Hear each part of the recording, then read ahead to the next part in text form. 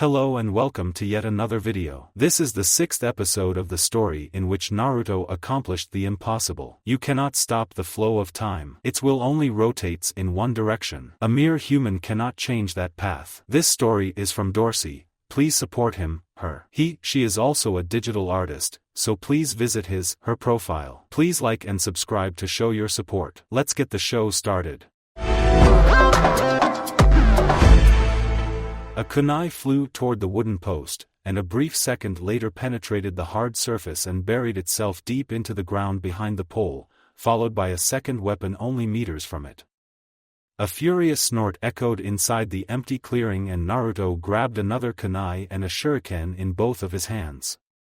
He let out a long breath, then shot forward with his left hand, releasing the weapon, and a millisecond later his right hand mimicked his movement.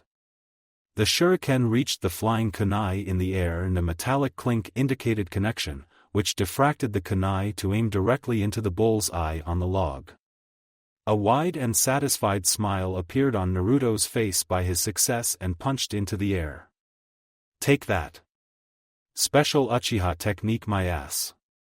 Naruto let out a weary sigh and ran his hand through his blonde locks.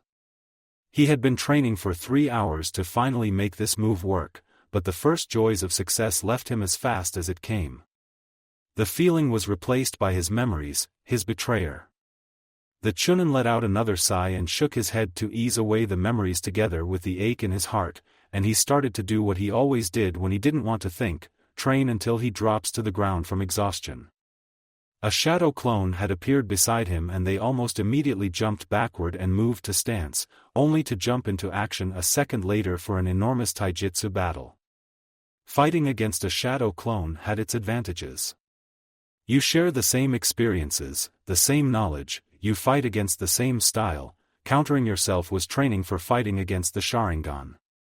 You have to push yourself over the limits and be as unpredictable as you can be to trick yourself, or you will be beaten. These thoughts ran through his mind in the blink of an eye while he made another attempt to kick his clone out of existence. The clone grabbed a mist kunai from the ground next alongside a thick log and aimed for his head with the next attack. A small tug in Naruto's consciousness caused his head to snap to the side, dropping his defense for a brief second despite his years of experience on the field. The clone's attack was unstoppable, the kunai freely dashed toward his face without anything to stop it. In the last moment, Naruto finally broke out of his temporary stasis to stop it just in time. The blonde clone froze, his identical eyes widened when his brain processed the scene. The kunai stabbed through the boss's palm. Boss, Naruto slowly shook his head, observing the wound with an annoyed grimace on his face. The Chunin grabbed the kunai, and with one fluid motion, pulled the weapon from his flesh and sent it flying toward the edge of the woods, where he had sensed the movement. A rabbit ran out from under a big bush, and disappeared at the other side of the training ground. Naruto frowned in his confusion, only for it to be replaced with the annoyed grimace once more. A damn rabbit? He was just simply too preoccupied. A relieved sigh left his mouth, together with a painful hiss, as the adrenaline started to wear off, giving his body time to register the throbbing pain in his palm. Kurama. Could you help me out? If I go back with a hole in my hand, Rin would skin me alive. His only answer was an irritated grumble, but the gaping hole in the middle of his palm immediately started to shrink as new tissue appeared on the edges of the wound, by the insensible amount of foreign chakra.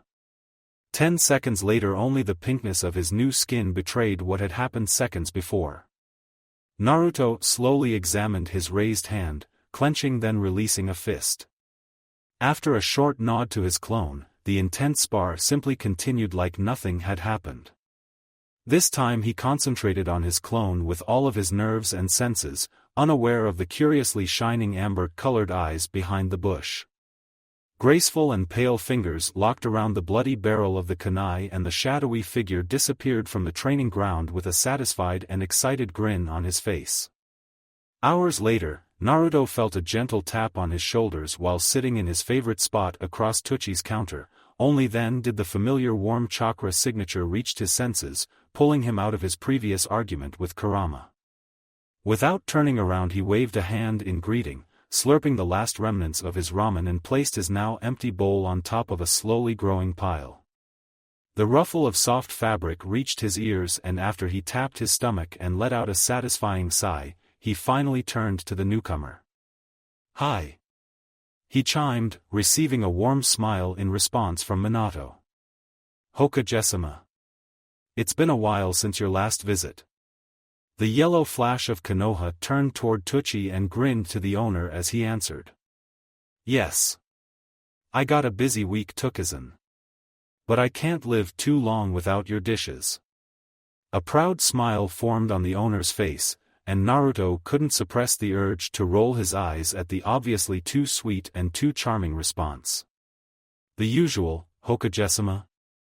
Minato nodded in response and turned back to the blonde, while the owner moved to the back of the small kitchen to prepare his order. "Sue, I was just wondering, are you still interested in politics?" Naruto raised a curious eyebrow and pulled his next steaming bowl of ramen in front of him, not bothering to wait for Minato's order to arrive. "Sure." A wide satisfied grin appeared on the leader's face. "Then it's a deal. You will come with me."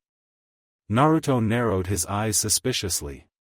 He knew that grin, that cunning expression on his father's face.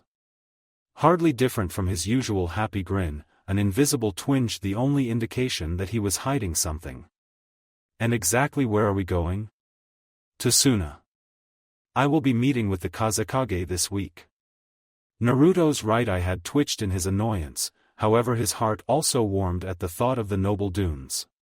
But the pleasant feeling was washed away to be replaced with pervading sadness when his thoughts wandered to the last Kazekage in his own timeline. He gave himself a mental slap on his face, to knock himself back to reality in the hope that his emotional roller coaster hadn't appeared on his face. Based on Minato's still soft smile, he was successful. In the end, he eyed his leader suspiciously. "And you need me again for distraction while you are chit-chatting with him, don't you?" Minato only shrugged casually and reached out to get a pair of chopsticks when Tucci reappeared behind the counter with a big bowl of steaming ramen and silently stepped back to give his Hokage some space. "Maybe, maybe not." The blonde Chunnin rolled his eyes at the answer. "Fine, but no mask this time." "I didn't intend to order that." "It was effective for the first time, but he already saw your face. It would be useless anyway." "So, we will march into Suna with a full delegation?" "No. Just the two of us." Naruto's heart skipped a beat. He had never been out alone with his father before, and there is no way he will skip this opportunity. However, leaving Konoha in the knowledge that Orochimaru, Obito, and Madara were still at large gave him an uneasy feeling. "Brat. Don't overcomplicate things. Just keep a low profile and don't mess up anything." Naruto rolled his eyes unconsciously and the Hokage raised an eyebrow. "You don't want to go out with me?" The eyes of the blonde Chunin widened and he immediately started to deny, supporting with wide gestures and waving hands. "Of course I want to, Dadabayo. It would be great. Really. I was just wondering who will take care of the things here." Okay, not a total lie, but it was still enough for Minato to raise an eyebrow, before he turned to his dish. "The third will take care of everything here until I am back. I don't count on being gone more than 1.5 weeks. I'm sure he is more than capable to handle it." "I didn't mean that. I know he is more than capable. He ran this place for decades." The Chunin mumbled under his breath and folded his arms in front of his chest defensively, forcing Minato to chuckle at the childish behavior. "Then it's a deal. We will departure the day after tomorrow. I'll pick you up at 8. Be ready." Naruto nodded with a small smile on his face, and the two blondes burrowed themselves into the two steaming bowls of ramen. Naruto glanced at the small clock ticking irritatingly next to his bed and noted the late hour. It had been a long struggle to fall asleep, and in the end he left the bed after an aggravated groan. His eyes moved toward the window and toward Konoha. A weary sigh left his soft lips, and 5 minutes later he left the apartment in the hope that a small walk and the fresh air would help him out. He let his feet take the lead, moving unconsciously with a blank mind on the almost empty streets of the village. Half an hour later, he found himself slowly walking on a narrow path inside the woods, his feet leading him to his well-known hiding place, to the top of the Hokage monument. A familiar fragrance stroked his nose and his blank mind sharpened, and the sweet scent of vanilla became recognizable after a second. His mother's scent. He sniffed once more at the cold, fresh night air and let out an unnoticeable thin layer of chakra to map his surroundings. He found 3 presences around him. One was that of his guard, and 2 other familiar ones not far away in a clearing. Curiosity rose inside his chest, and he felt the urge to finally shake off his guard without causing any suspicion. He slowly moved toward a giant tree, utilizing the natural curve of the path to disappear from the sight of his Anbu guard for a moment. The blonde Shunin then channeled some of his chakra into the ground, creating a shadow clone under the roots of the tree, and replaced himself with it by way of a fast, unnoticeable kawarimi while the tree shrouded his movements. His clone had continued on his way toward the Hokage monument, but after a short way it stopped, yawed, and changed direction back toward his apartment, followed by the fooled Anbu. Naruto waited for long minutes until he was sure nobody was around and rose from the roots, casually swept some dirt from his clothes and headed toward his destination deeper into the woods. After some hesitant steps, he stopped and pulled out a tiny paper tag from his pocket with a small seal written on the center of it. If he was going to spy on his parents, there was no way he'd let himself be found out. A thin layer of unsensible chakra spread across his body, a bit of insurance to mask his presence in addition to his hiding skills. After 10 minutes, he reached the margin of the small clearing, positioned himself on a tree, and checked his hiding place one more time before he forced his aching nerves to calm down.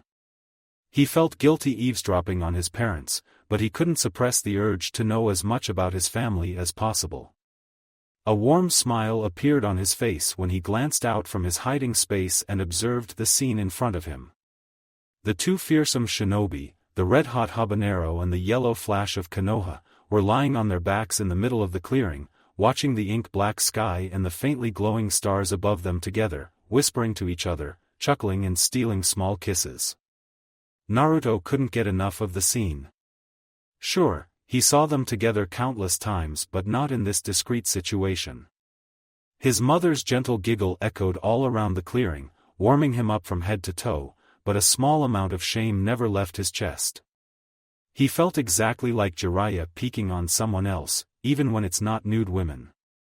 The blonde slowly closed his eyes and leaned onto the hard surface of the tree, listening only to their voices. "Are you sure you can't simply send an envoy?" Minato slowly turned to the slide to rest his head in his palm, watching Kushina with warm apologetic eyes. "Sorry. It has to be me. We are going to hurry. I promise." The redhead let out a disappointed sigh. "I hate when you are out of town. I also deserve to get some air outside the office, which still smells like tobacco, don't you think?" "I know, but I'm worried." "Hey. I'm not some pansy. I can take care of myself." Kushina stayed in silence for a long moment before she finally answered. "I thought the same about Toraku." Naruto's chest squeezed, guilt and curiosity fought in silence, but still an enormous battle in his mind. In the end, curiosity became victorious, so he just stayed. "Kushina, I know. I'm just worried about you too. Both of you can be so reckless sometimes. You also know that if he wasn't exhausted back then, there is no way they could even lay a finger on him. But he was. And what if? There will always be an if." They stayed in silence for a long minute before Kushina finally broke it. "It's good to see you two get along so well. I'm really glad you took my advice back then."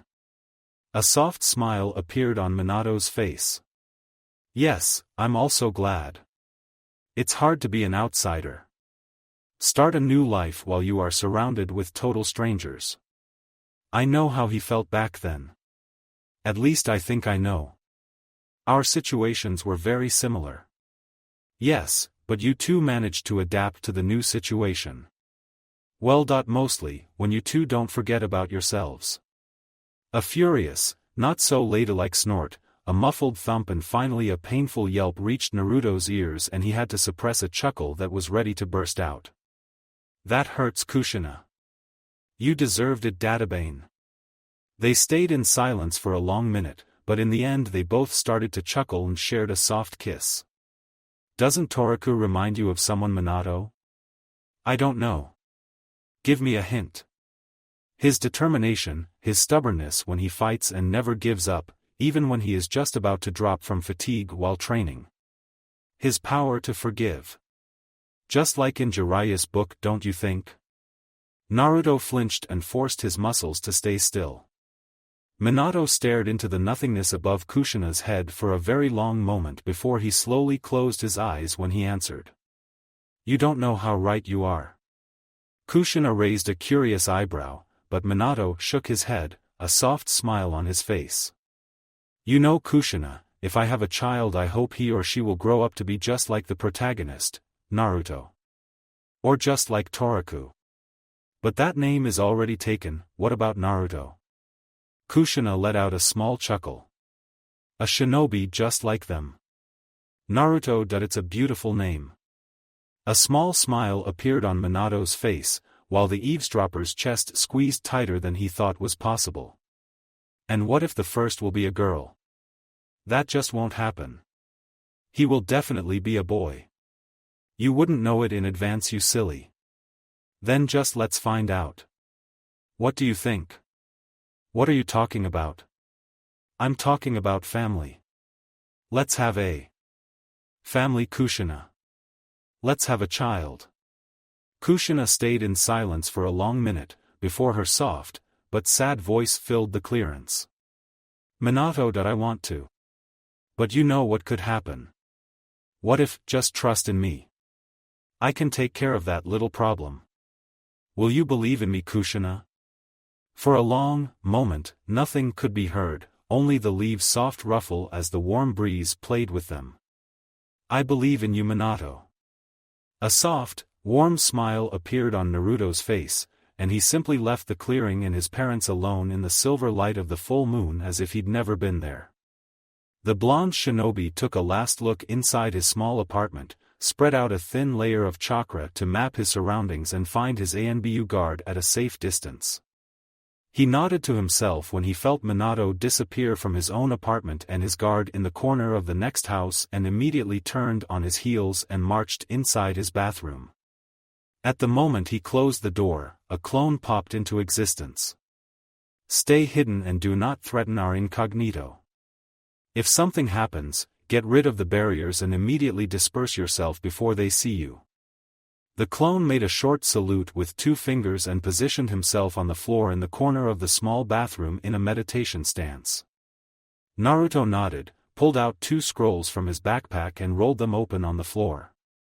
He had prepared them in advance the days after he arrived back in Konoha from Kusa just in case, and now he was grateful for his foresight. 1 barrier seal, to mask the clone's presence in Senjutsu chakra, not that anyone besides Jiraiya could sense it, but safety first.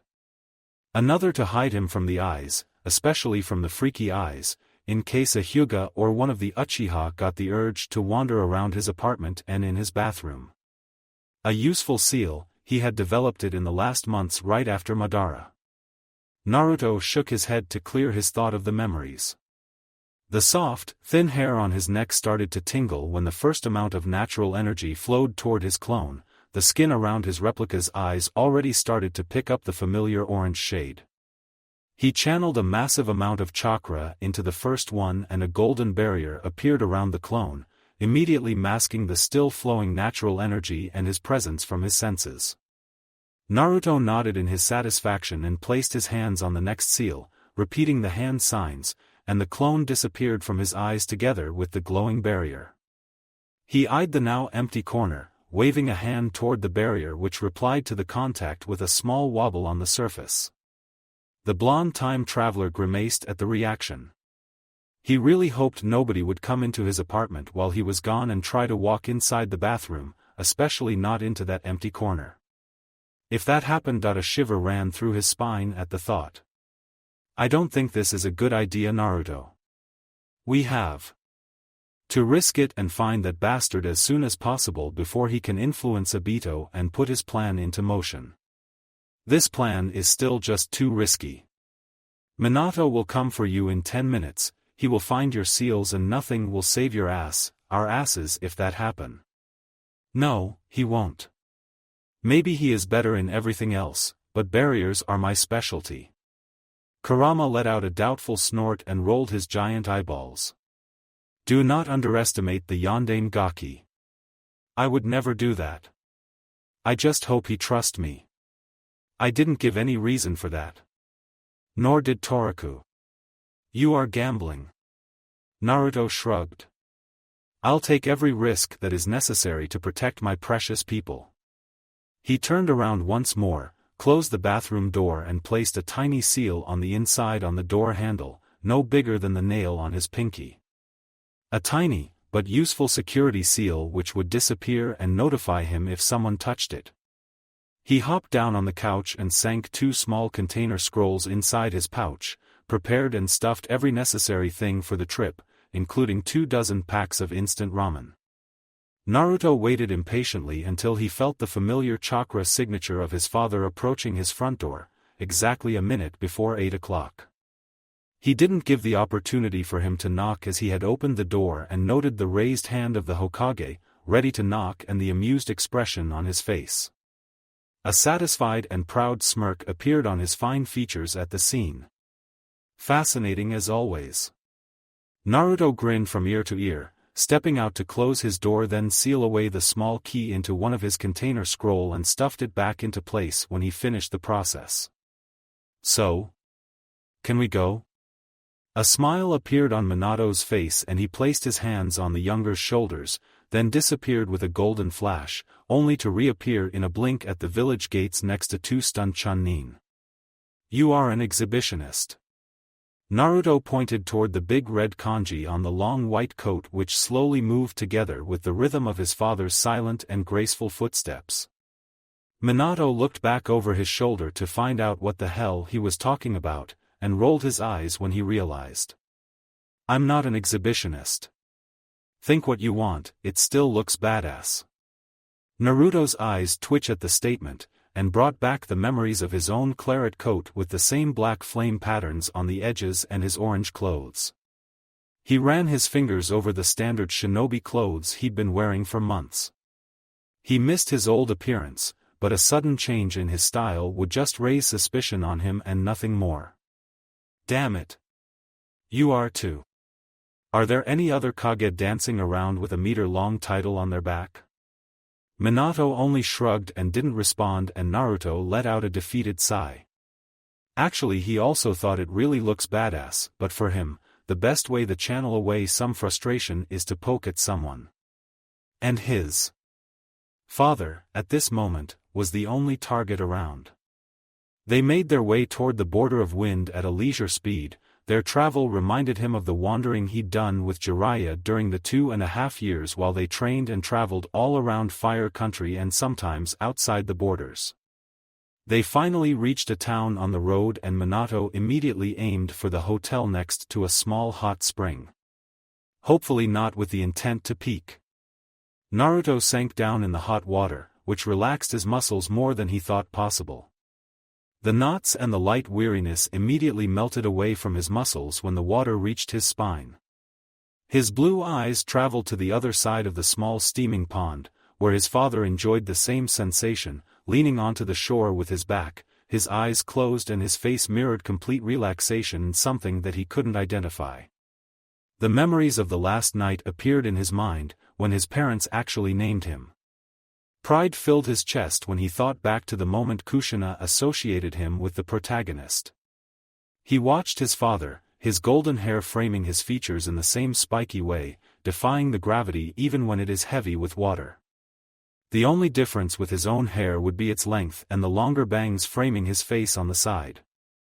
Is there something on my face, or what?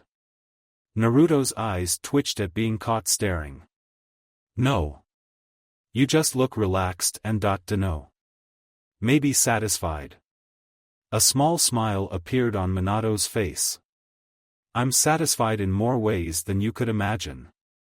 Minato's smile grew into a cheeky grin, and he suddenly ducked under the hot water and let out a pleased moan when he reached the surface again. He finally opened his eyes and stretched out his arms behind his head. I think this was enough for me. I'm going to look like a wrinkled old man. Naruto snorted. You are an old man, and he had to quickly duck underwater to avoid the incoming palm aimed toward the back of his head. He stayed down for a long moment, and when his head finally burst through the calm surface of the pond to finally get some air, Minato was already gone. The young man let out a sigh and followed his father inside the hotel. An hour later, they sat behind a counter, a third bowl of steaming ramen in front of Naruto, while Minato slowly sipped sake from a small white cup after he finished his own meal.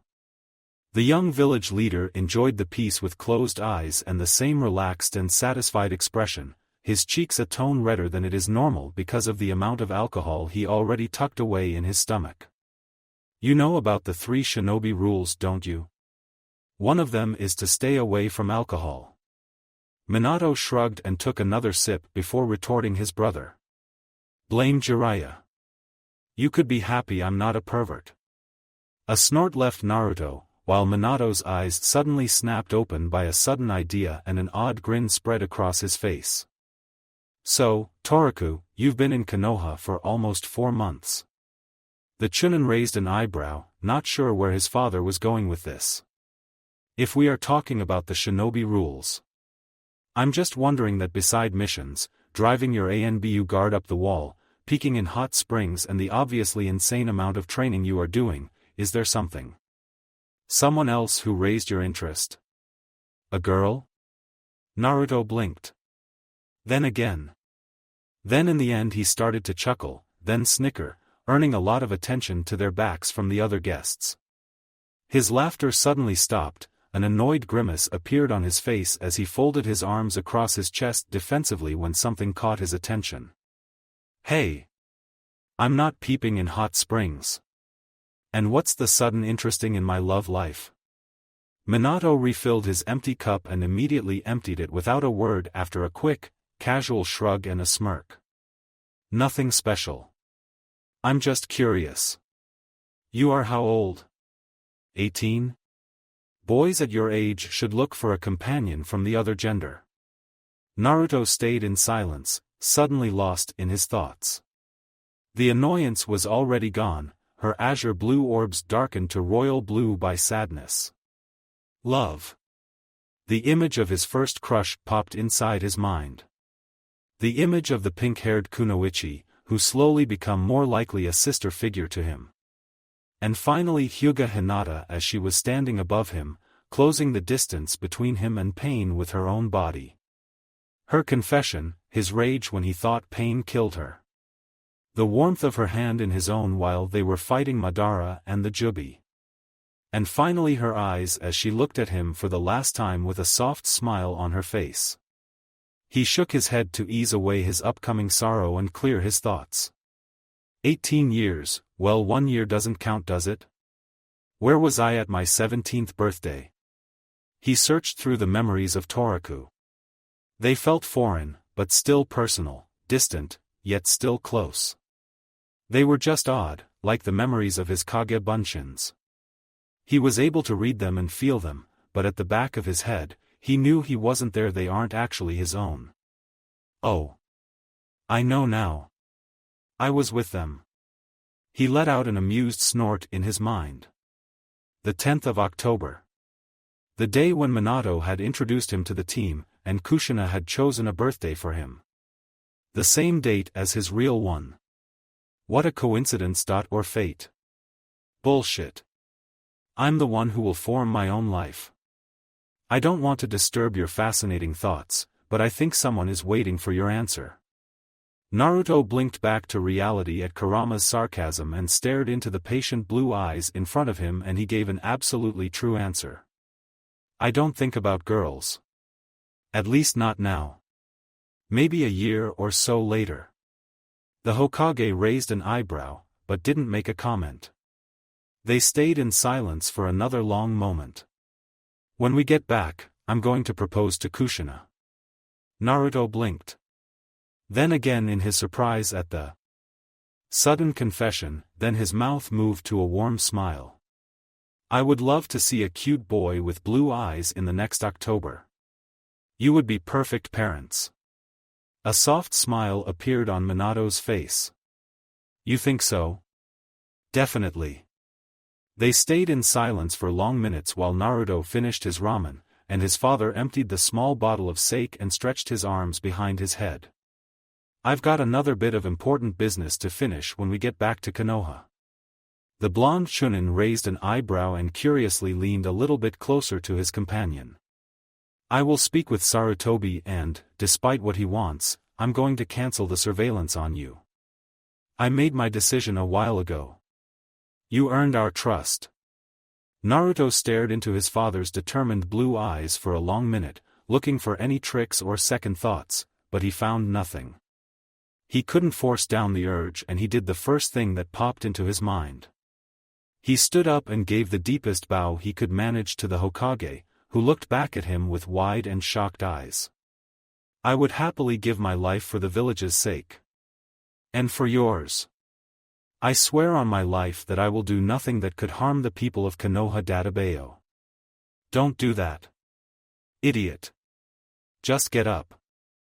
A wide beaming smile appeared on the Chunin's face, and he moved back to the counter followed by a dozen curious eyes around him.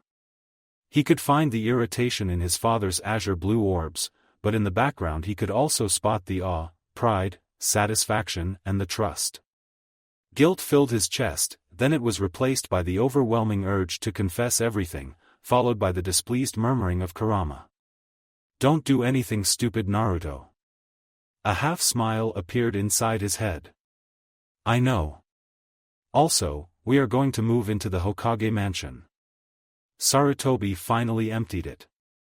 If it's okay for you, I would like to offer a room for you. But only if you want it. The guilt increased, followed by shame, but he forced his face to stay warm and a smile to appear on his features. Can I think about it? A small smile appeared on Minato's face and nodded. Naruto had to restrain a wince. His father professionally hid his disappointment, but he could still feel it in his eyes. He really wanted it. But if he moved in, he would have much less space to act freely. Of course. It's not an order or anything. And I fear your tic will increase if you two spend more time together. Naruto made a confused face. You've been using your Databayo more and more since you become closer to Kushina. And since you came back from Kusa. Minato added silently in his thoughts. The blonde Chunin sent back a cheeky smile and shrugged. He was proud of his tic. Especially since he knew that his mother would do the same thing when she got excited. They stayed in silence for a long moment, a big yawn left Minato's mouth and Naruto followed the example unconsciously. I think it's time for us to finally get to bed, don't you? Think Otuto? Naruto gave an agreeing nod and the two blondes slowly headed toward the stairs, toward their room and their well-deserved dreams. Naruto watched the horizon with the never-ending dunes. The soft curves of the granular ocean with giant and small waves of the golden sand. He could actually feel the azure blue eyes of his father on his back. He glanced up to the sun, not bothering himself with the stinging sensation when the hot beams reached his iris. At least it forced his memories away from his mind, memories which kept painfully tug at the back of his mind ever since they reached the land of rivers. The place where Akatsuki extracted Shikaku from Gaara. Where he died. Where he came back to life. Where he then. Naruto shook his head violently and finally turned around, and the two blonde shinobi stepped onto the thin, almost invisible path which lead to the natural walls surrounding Sunagakure no Sato. They reached the walls in 3 hours, stepping inside the narrow passage, the entrance to the village. Their movement were immediately followed by suspicious glances of the Suna shinobi around them even after Minato handed over the official invitation from the 4th Kazekage. Naruto fixed his eyes on the road, not daring to look around, fearing to spot something which could push him over the edge. Too many of his loved ones died here. They walked silently toward the center of the village, escorted by several jounin from Suna. Naruto's gaze was fixed on the dirt of the road, while Minato's eyes traveled on the seedy buildings, the weary streets and the closed shops, the adjective signs of the village's low economy which made his heart sink into pity. A small amount of guilt appeared inside his chest. He was also responsible, at least remotely, for this. Konoha needed the funds from the missions, so the prices had been decreased to gain more commissions from the customers. Even the Wind Daimyo asked for their help and services on countless occasions instead of the weakened Suna.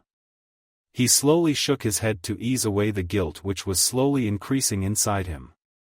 He must look after the welfare of his own village.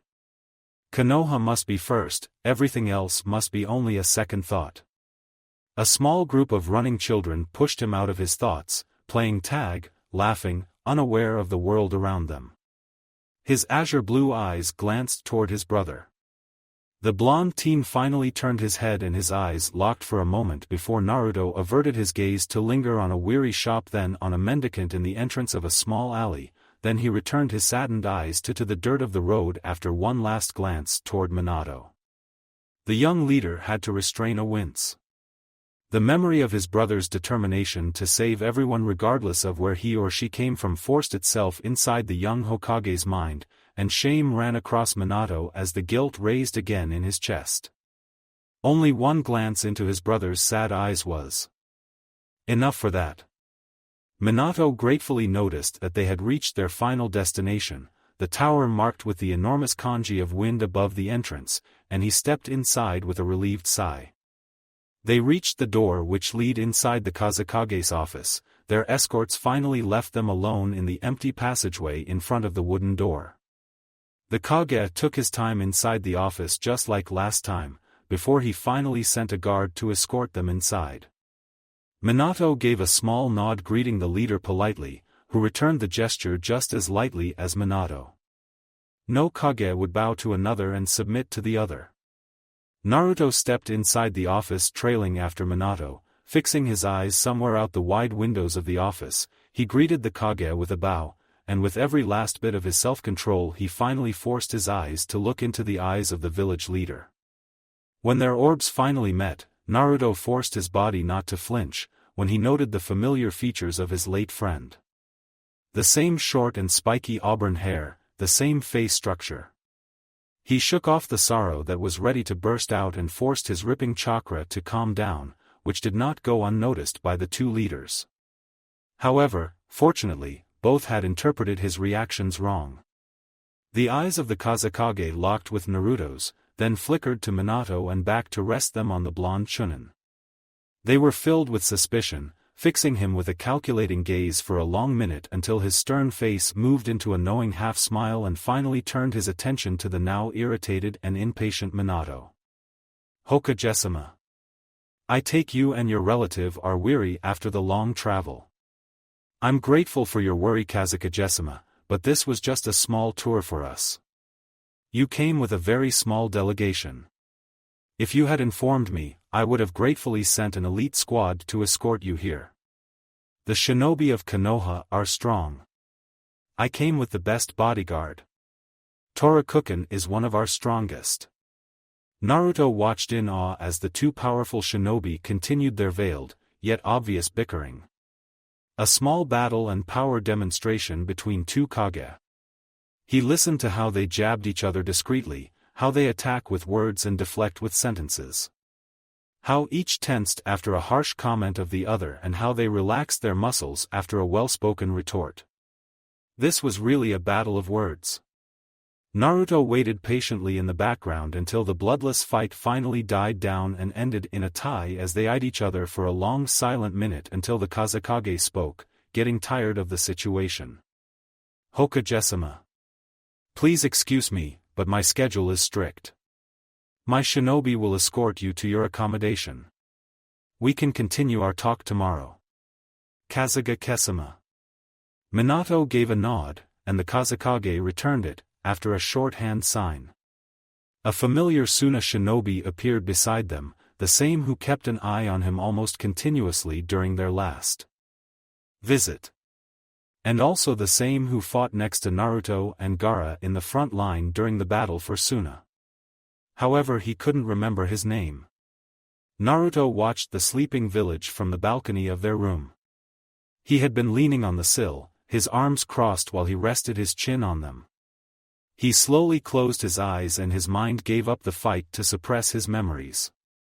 Two figures were standing on an identical wide balcony, one in a torn yet still brilliant orange jumpsuit, and the other dressed in red, a giant gourd held to his back by leather strips. They stood there, silently, just enjoying each other's company without a word, watching the peacefully sleeping city under their feet. I'm leaving tomorrow. I have to find him before he strike again. The Godame Kazekage turned toward his companion and answered with a stoic but commanding voice. You are staying here. A dubious and annoyed snort left Naruto's nose. And what will you do? Kazekage-sama? You also know that you can't stop me anymore. I'm stronger than you. The stoic and stern expression melted away from Gaara's face as anger flushed through it. Have you ever used your brain? What do you think what will happen to you if you march to him? You think this low of their sacrifice? Our sacrifice? My sacrifice? All of them died because of one cause. To protect you, and you would just throw out everything because of your selfishness? Naruto watched his usually stoic friend throw out his calm and almost emotionless shell, shouting out his tension. Are you finished? The words left Naruto's mouth in a low murmur. No, I'm not even close to finished. Tsunade would, you are finished Dadabayo. Naruto barked out, his voice was commanding, cutting off Gaara's sentence. You still don't understand. You still don't understand a thing, do you? Gaara's voice was low and filled with disbelief, while he shook his head. And what will you do? Tell me what you will do. Gaara barked out again, the once low tone in his voice nowhere to be found. You are our last hope to stop him. You are powerful, surpassing everyone, but you also don't have a chance alone. You almost died last time, and if he hadn't done what he did back then, you wouldn't be standing here. You will just march to your own death and serve our free will to him on a silver plate if Madara gets you. The balcony suddenly illuminated by brilliant golden glow as pure chakra flames appeared on Naruto's body, once azure blue eyes glowed with a furious crimson red. No. It is you, who doesn't understand a thing. I won't hide while everybody else is fighting. While everybody dies around me. I should be the one fighting out there, protecting you and everyone else, not vice versa Dadabayo. The two shinobis stared at each other without a word, without moving for a long tense minute. You will stay here. I will force you if I have to. With this last statement, the Godame Kazekage turned around and left the balcony. Without a word or looking back. Naruto stared at his friend's back as he walked away, the golden chakra slowly fading away from his form, together with his anger. Naruto felt a familiar presence behind him, slowly approaching him, kicking him out from his thoughts. He didn't look back, he just stayed still until he felt a gentle tap on his shoulder. What's with the long face, Oturo? Just thinking. About what? Naruto let out a long and weary sigh. How on earth could he tell him something like this? Instead, he straightened himself and stretched out his numb arms, desperately trying to find something in his mind to answer his father. Things. Minato raised an eyebrow. You are pathetic, Naruto. Kurama snorted and Naruto grumbled back an answer in his mind. Not that you gave me any better idea. About what kind of things? Naruto shrugged casually, still carefully avoiding his father's eyes. You know. Things. Life. death. Stuff like that. They stayed in silence for a long moment, not knowing what to say to each other in the unusually serious atmosphere. If you could change things. If you got an opportunity to go back in time and change things in your life, what would you do? You are on thin ice, Naruto. Naruto made a mental shrug. Come on. It's just some fun. Furthermore, there is no sane human who would seriously link it with me. You are in a really serious mood. Minato folded his arms and closed his eyes, gathering his thoughts. Well, theoretically, if I could go back in time, I would do nothing differently. Naruto frowned. You could save your family. Every move, every single act affects our lives. Not just ours, but everyone's, whether near or far away from us. Even the bad things. Nothing would be the same if I didn't lose my family. Maybe a lot of people would die because of my actions. Maybe Konoha would lose the war and I wouldn't become Hokage, and maybe I'd never have a relationship with Kushina or meet you. There are so many consequences of just one simple act that it makes my head hurt. And what if you could, for example, prevent the Third Shinobi War? If you had the knowledge to stop it before it happens and save thousands of lives? Minato stayed in silence for a long minute, lost in his thoughts, before he answered. I don't think anyone could bear such a burden and stay sane. I'm sure I would start hearing voices in my head pretty soon. A nervous chuckle left Naruto's mouth, earning a raised eyebrow from the Hokage. The chuckle grew into laughter by the irony, even the almighty nine-tailed fox snickered inside his mind. What did I say that is so funny? The Chunin waved a hand, turned around while still chuckling continuously, and left the confused Minato alone. He leaned onto the doorframe and looked back over his shoulder after he finally gathered himself. Thanks. You really fixed my mood. Minato shook his head, then shrugged and followed the once again chuckling Chunin inside the apartment. They arrived at the tower a little bit early, so they had enough time to observe the going and coming villagers and shinobi. Minato leaned against the wall of the tower, and folded his arms in front of his chest, his blue eyes fixed on the people of Suna. He received suspicious gazes, and some of the younger shinobi literally fled the vicinity as soon as they realized who they'd just passed. Naruto stood next to their ever-present escort, the man with red markings on the right side of his face, while the left was covered by the sheet of his turban-like headdress with Suna's symbol. Naruto watched him from the corner of his eye curiously, his arms folded behind his neck casually. The shinobi stood calm, with closed eyes, but time to time glanced toward Naruto with irritation. Well, curiosity killed the cat, but I can't stand it anymore. But before he could act, the opportunity was out of his hands. Don't stare at me like that. I'm just thinking. You will be our personal escort for the rest of our stay? Just like before? The shinobi nodded, but the irritation never left his eyes. Can you tell us your name? It wouldn't be nice if I just call you Shinobi-san, would it? My name is Baki. You can use that. Naruto grinned in his satisfaction and stepped to his father, who fixed his azure eyes on a group of fresh genin. The Hokage stretched his limbs and turned to their escort. I think it's almost time. We should go inside, Baki-san. The shinobi made a small bow and they approached the gates. 10 minutes later, the office door of the Kazekage finally opened, and they stepped inside where Minato immediately greeted the Kage with a slight nod, while Naruto gave a formal bow and soon moved to the background, silently listening to their conversation about the details of the alliance between Suna and Konoha. The fourth Kazekage was really a hard nut to crack. He was a bull-headed person, who would do anything for the welfare of his village. The biggest point during their conversation was the assignments from the Wind Daimyo, and they had avoided a real loud argument only by an inch. Naruto watched the conversation in awe, forcing his brain to understand as much from the small indications as he could, for future use. However, his determination slowly started to wear off when the negotiations calmed down. not to mention boring political subjects, had taken over. He soon lost track of the time, his breathing slowed down and his mind drifted into a dreamless sleep.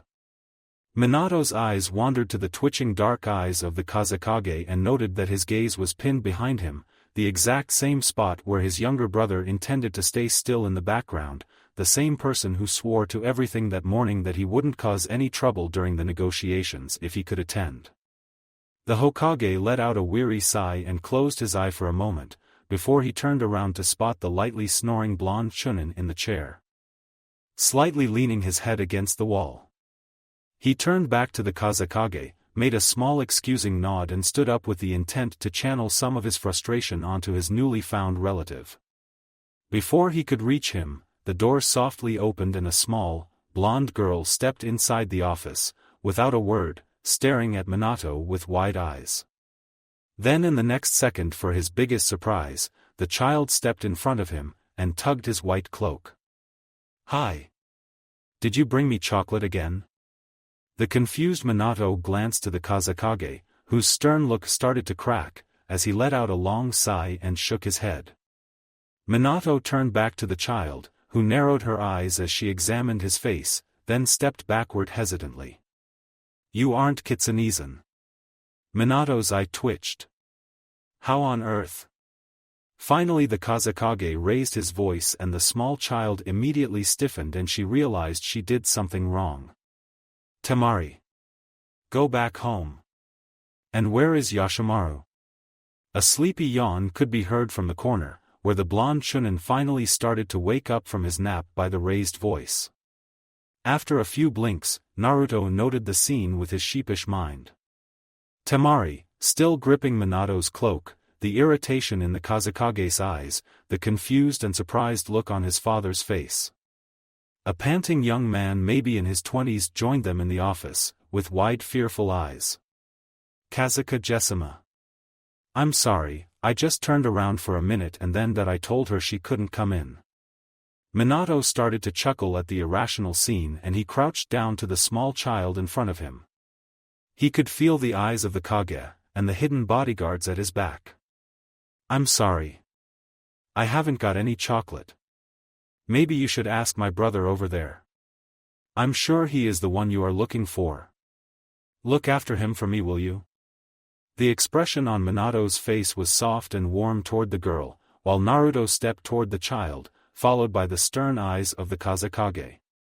He glanced toward the Suna leader, remembering their last conversation to stay away from her, and after receiving a small agreeing nod, he also crouched down next to Minato.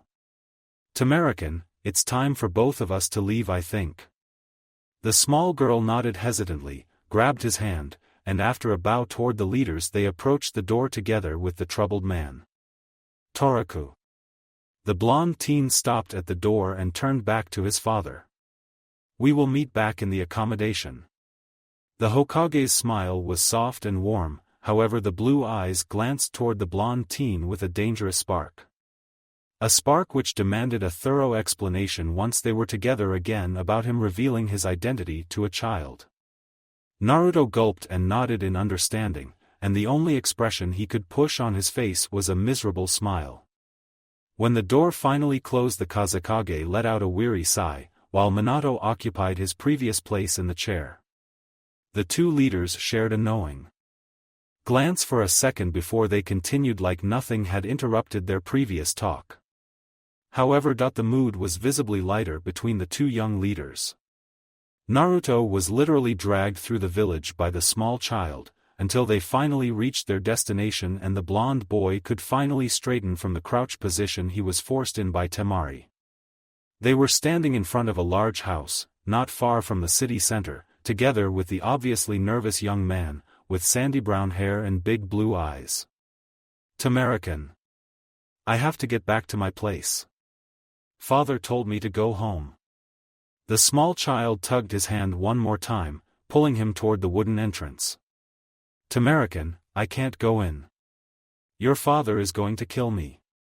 So will Minato if he doesn't find me in our accommodation when they finish."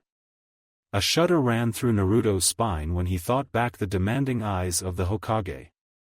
He hesitantly turned toward the other man with pleading eyes, asking for help, when the door slowly opened and a very similar person glanced down at the scene, at her small child dragging a blond young man toward their door, followed by her troubled brother. Temari. What are you doing? I visited father. And why are you dragging that boy? Because the other he told me he got my chocolate and to look after him and father told me to go home. The woman raised a confused eyebrow, and Naruto finally freed himself from the small hands and bowed to the woman. I'm sorry, I'm afraid I have to go. Kitsune-san. The other you told me, that you got chocolate. I trained. Really hard. And I can smell the chocolate on you. The woman narrowed her eyes at her child's behavior. I'm sorry Shinobi-san. I apologize for her behavior. It's Toraku. Todoroki Toraku. Naruto gave a low bow and a small smile toward the woman. The seal will be placed soon. Maybe it was already placed. He couldn't restrain himself anymore. His blue orbs moved toward her big round tummy, with Gaara, while the woman's eyes moved toward the high tiet on his forehead with the proud insignia of Konoha. You were the one with the fox mask 2 months ago. The blonde teen nodded, and his azure eyes looked with the curious look at the young woman. Tamarikan talked a lot about you. My name is Karura, Torakukan. It's a pleasure to meet you. Temari's mother gave a polite nod. Why don't you come in? I'm sure Temari would be happy. Naruto made a surprised face and looked down into the pleading and sparkling eyes of Temari. The blonde teen made a small bow and an apologetic look. I'm sorry. But I don't think your husband would appreciate that. Nor would my Hokage. The woman sent him back a warm smile. Let me handle that. Naruto glanced around, looking for help, but in the end he just hesitantly nodded and they stepped inside the house, together with the nervous sandy brown-haired man. I don't think it's a good idea, sister. The woman let out a sigh. It's fine. Yashimaru. Furthermore, it is a good opportunity to strengthen the alliance if the families of the two Kage know each other a little bit more. Don't you think, Torakukan? Naruto frowned. He hadn't said anything about his relationship with Minato. How did you know? The woman smiled, as they finally settled down in the living room, on 2 big couches. It's quite obvious. Naruto scratched the back of his head sheepishly. Well, yes. We do look quite alike. Temari moved closer to Naruto, and after a long hesitant moment, she poked him on the arm. Kitsune-san, where is your mask? A soft smile appeared on Naruto's face at the childish curiosity on Temari's face. On the face, which in the past mostly looked back at him with the same stern expression as her father's. I had to give it back, when we arrived home. Why? Because I don't need it anymore. Why? Naruto looked toward Karura for help, but before he could answer, Temari suddenly changed the topic. You look better. So, it worked? You don't have those bad dreams anymore? A warm smile appeared on Naruto's face and he ruffled the blonde locks of the small child, to her annoyance. Yes, it worked. Thanks to you. Then can I get my chocolate? A soft chuckle forced itself out and Naruto dug both hands into his pockets. When he pulled his hands out they were clenched into fists, concealing their content from the curious girl's eyes. You can have it, if you pick the right hand. So which one? Temari made a wondering look, leaned her head to the side, and sniffed into the air lightly. After a long minute, she slowly poked toward his left hand. Naruto opened it with a chuckle and handed over the small sweet to the girl, who reached out without hesitation. I'll go and find Kankuro.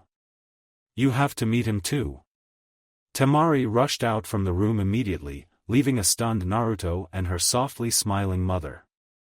You know, Torakukan, you've made a big impact on her. She frequently mentions you. I didn't do anything. A soft smile appeared on her face in response. Maybe. Being the Kage's child or relative is a hard task. Especially for a child. Her father and the village put high expectations on her. Naruto nodded in his understanding. At the thought of how his life would have been different if his father and mother had been alive. He wouldn't have been the dead last back then.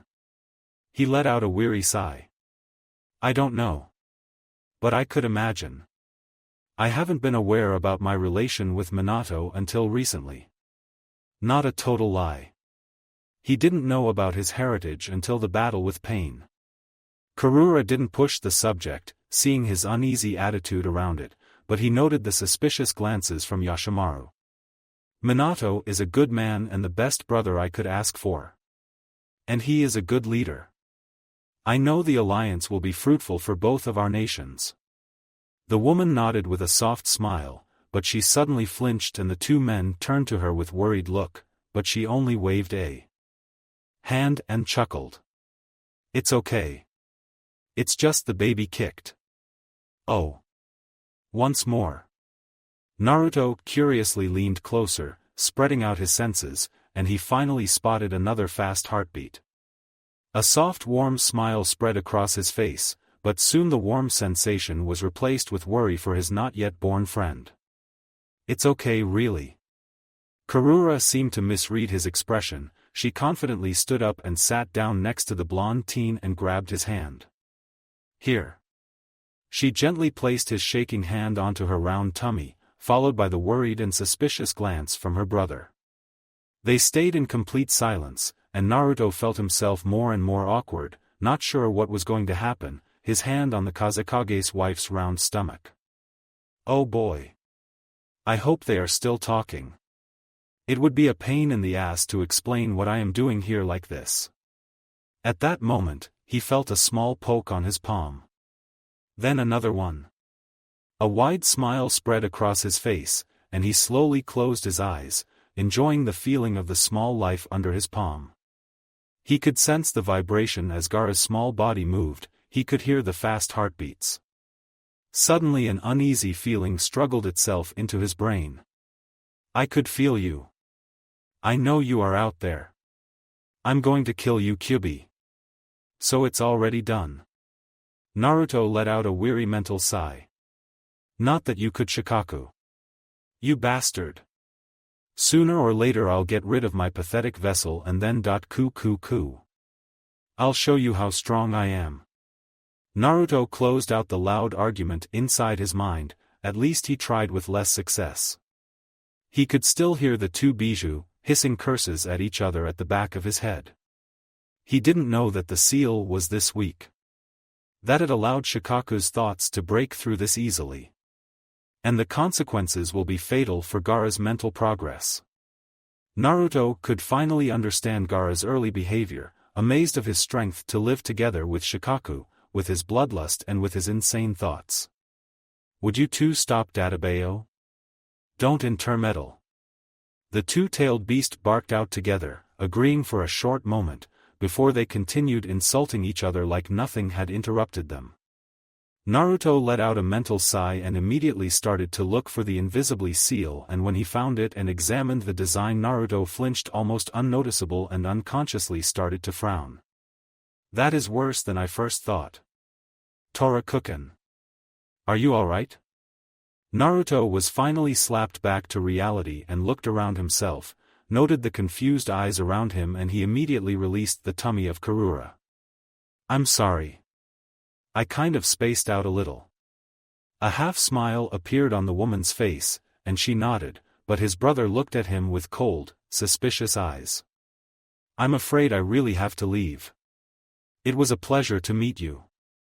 He stood up almost immediately and bowed. I understand. It was our pleasure, Torakuken. Yashimaru, could you please escort him to the door? The young man nodded, stood up, and the two men walked to the exit. Naruto stepped out, but before he left the stairs, he felt a hard hand on his shoulder and he immediately tensed, before turning around. If you, or your Hokage, ever try to harm my sister or her children, I will kill you. Remember that. The blond boy raised an eyebrow at the brazen threat toward him and Minato, but in the end he nodded. I understand. But you don't have to worry. I want only the best for them. Yashimaru narrowed his eyes, and never took his eyes off Naruto's back while he left without any further word. Naruto walked back to their accommodation silently, lost in his thoughts, wondering about Gaara, the seal, and how the hell he could help his future friend. Minato stepped inside the large living room, ready to chew his younger brother out. When he spotted him on the large couch he made a satisfied mental smirk and stepped closer to demand an explanation. How on earth could the Kazekage's 4-year-old daughter know his face? He stepped in front of the teen, whose head flung freely between his shoulders, staring at the floor. His blue eyes, which almost continuously shone with vim and sauciness, were now puzzled and worried. The blond boy in front of him was obviously locked inside his own head, inside his thoughts, not aware of his presence. The urge to scold him immediately melted away as he sat down next to him, and slowly shook his shoulder. The teen flinched and looked around with wide and surprised eyes, when he finally spotted his curious and concerned blue eyes. I don't think you are worried because I was about to scold you. What's the matter, Toriku? Naruto looked back for a long minute, lost in the identical azure blue ponds. I can't do this alone. Naruto. Don't blow your cover and concentrate on finding Madara. Don't risk this now. You can take care of it later, when we get rid of that damn Uchiha. Two can't. Then do it alone. And how on earth are you thinking I can to do this alone? How? What do you think I should do? Sneak inside while they are sleeping and try to fix the seal alone? I can't do it without Minato. I need him. I need his knowledge. I can't fix that damn seal alone. You are walking on thin ice again. How will you explain away your knowledge about Shikaku? I need him. I just need him. Naruto heard the defeated sigh of Kurama, and the angry mumble about him and idiotism, but he ignored it all. He needed to concentrate on the problem at hand. Leaving his mindscape, the blond boy took out a small paper tag from the pouch secured to his leg, placed it on the table and activated the privacy seal in total silence, before turning to the Hokage to meet narrowed eyes. I gathered some sensitive information today. Suna got the one-tailed beast. Minato let out a sigh and rubbed his bridge. We already know about that. Don't bother yourself about it. How do you even find out about it? He licked his dry lips, gathering his thoughts before he finally replied to his father. I met with his Jinchuriki. A cold shiver ran through his spine as his own words reached his ears. Jinchuriki, he hated that word. Its meaning, human sacrifice. Even how it sounds. Minato looked back at him for a long, silent minute. His face was expressionless, but Naruto was sure the thoughts raced inside his head with insane speed. Are you sure in this?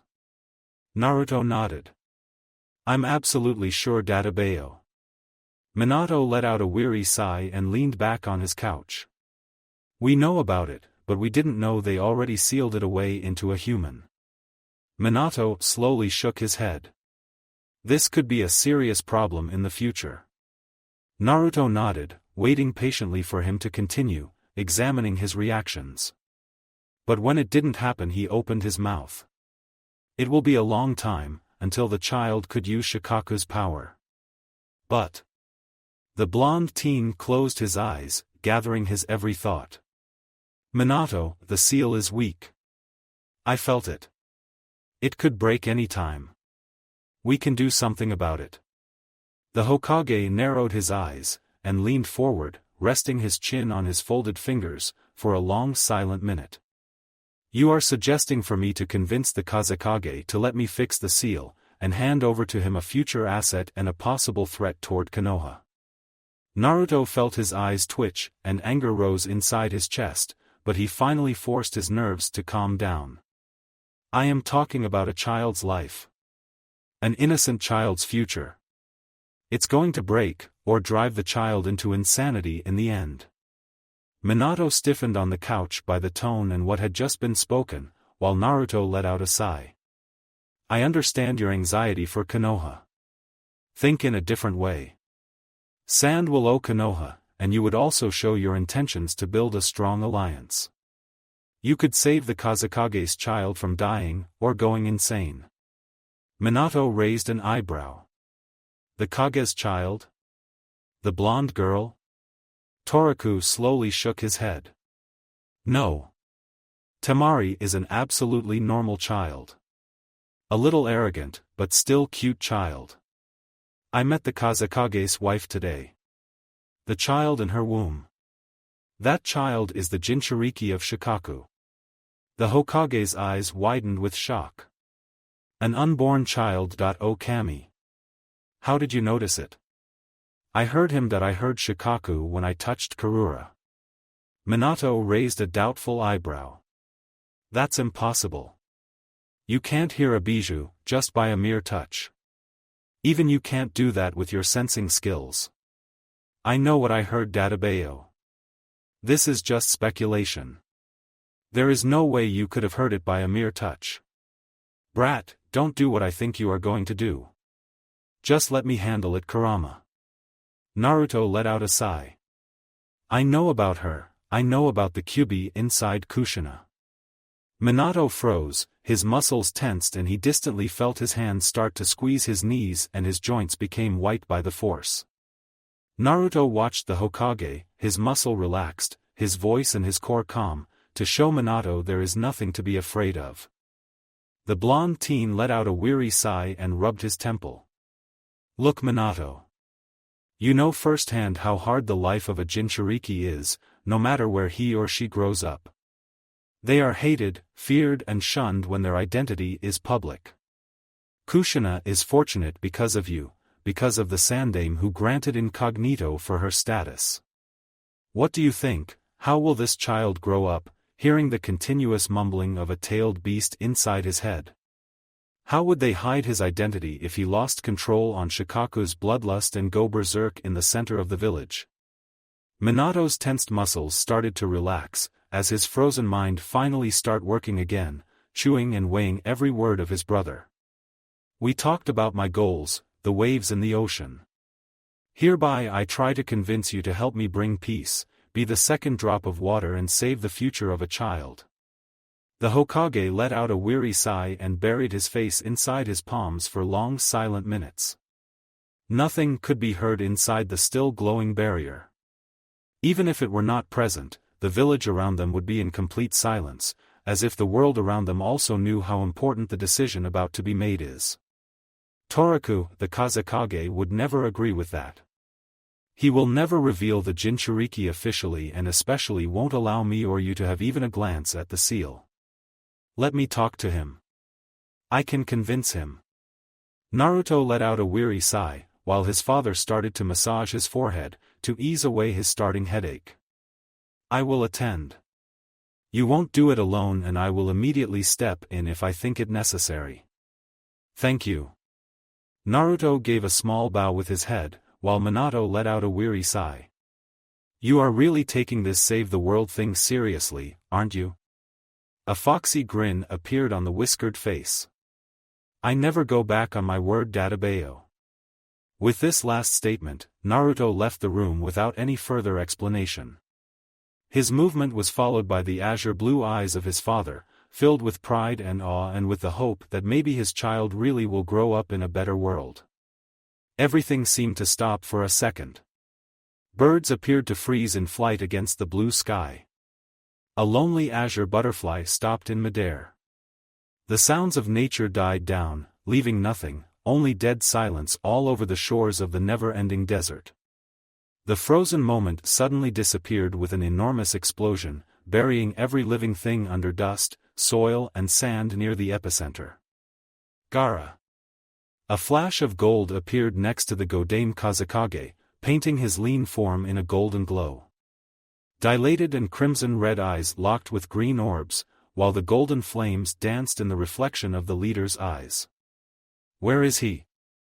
We haven't spotted Madara yet, Naruto. He has to show himself soon.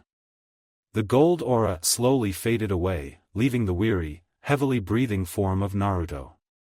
The blonde wiped the sweat from his forehead, while his eyes surveyed the desecration in front of him. We can't hold on for too long. It became stronger with the 8 tails. How is the 9 tails?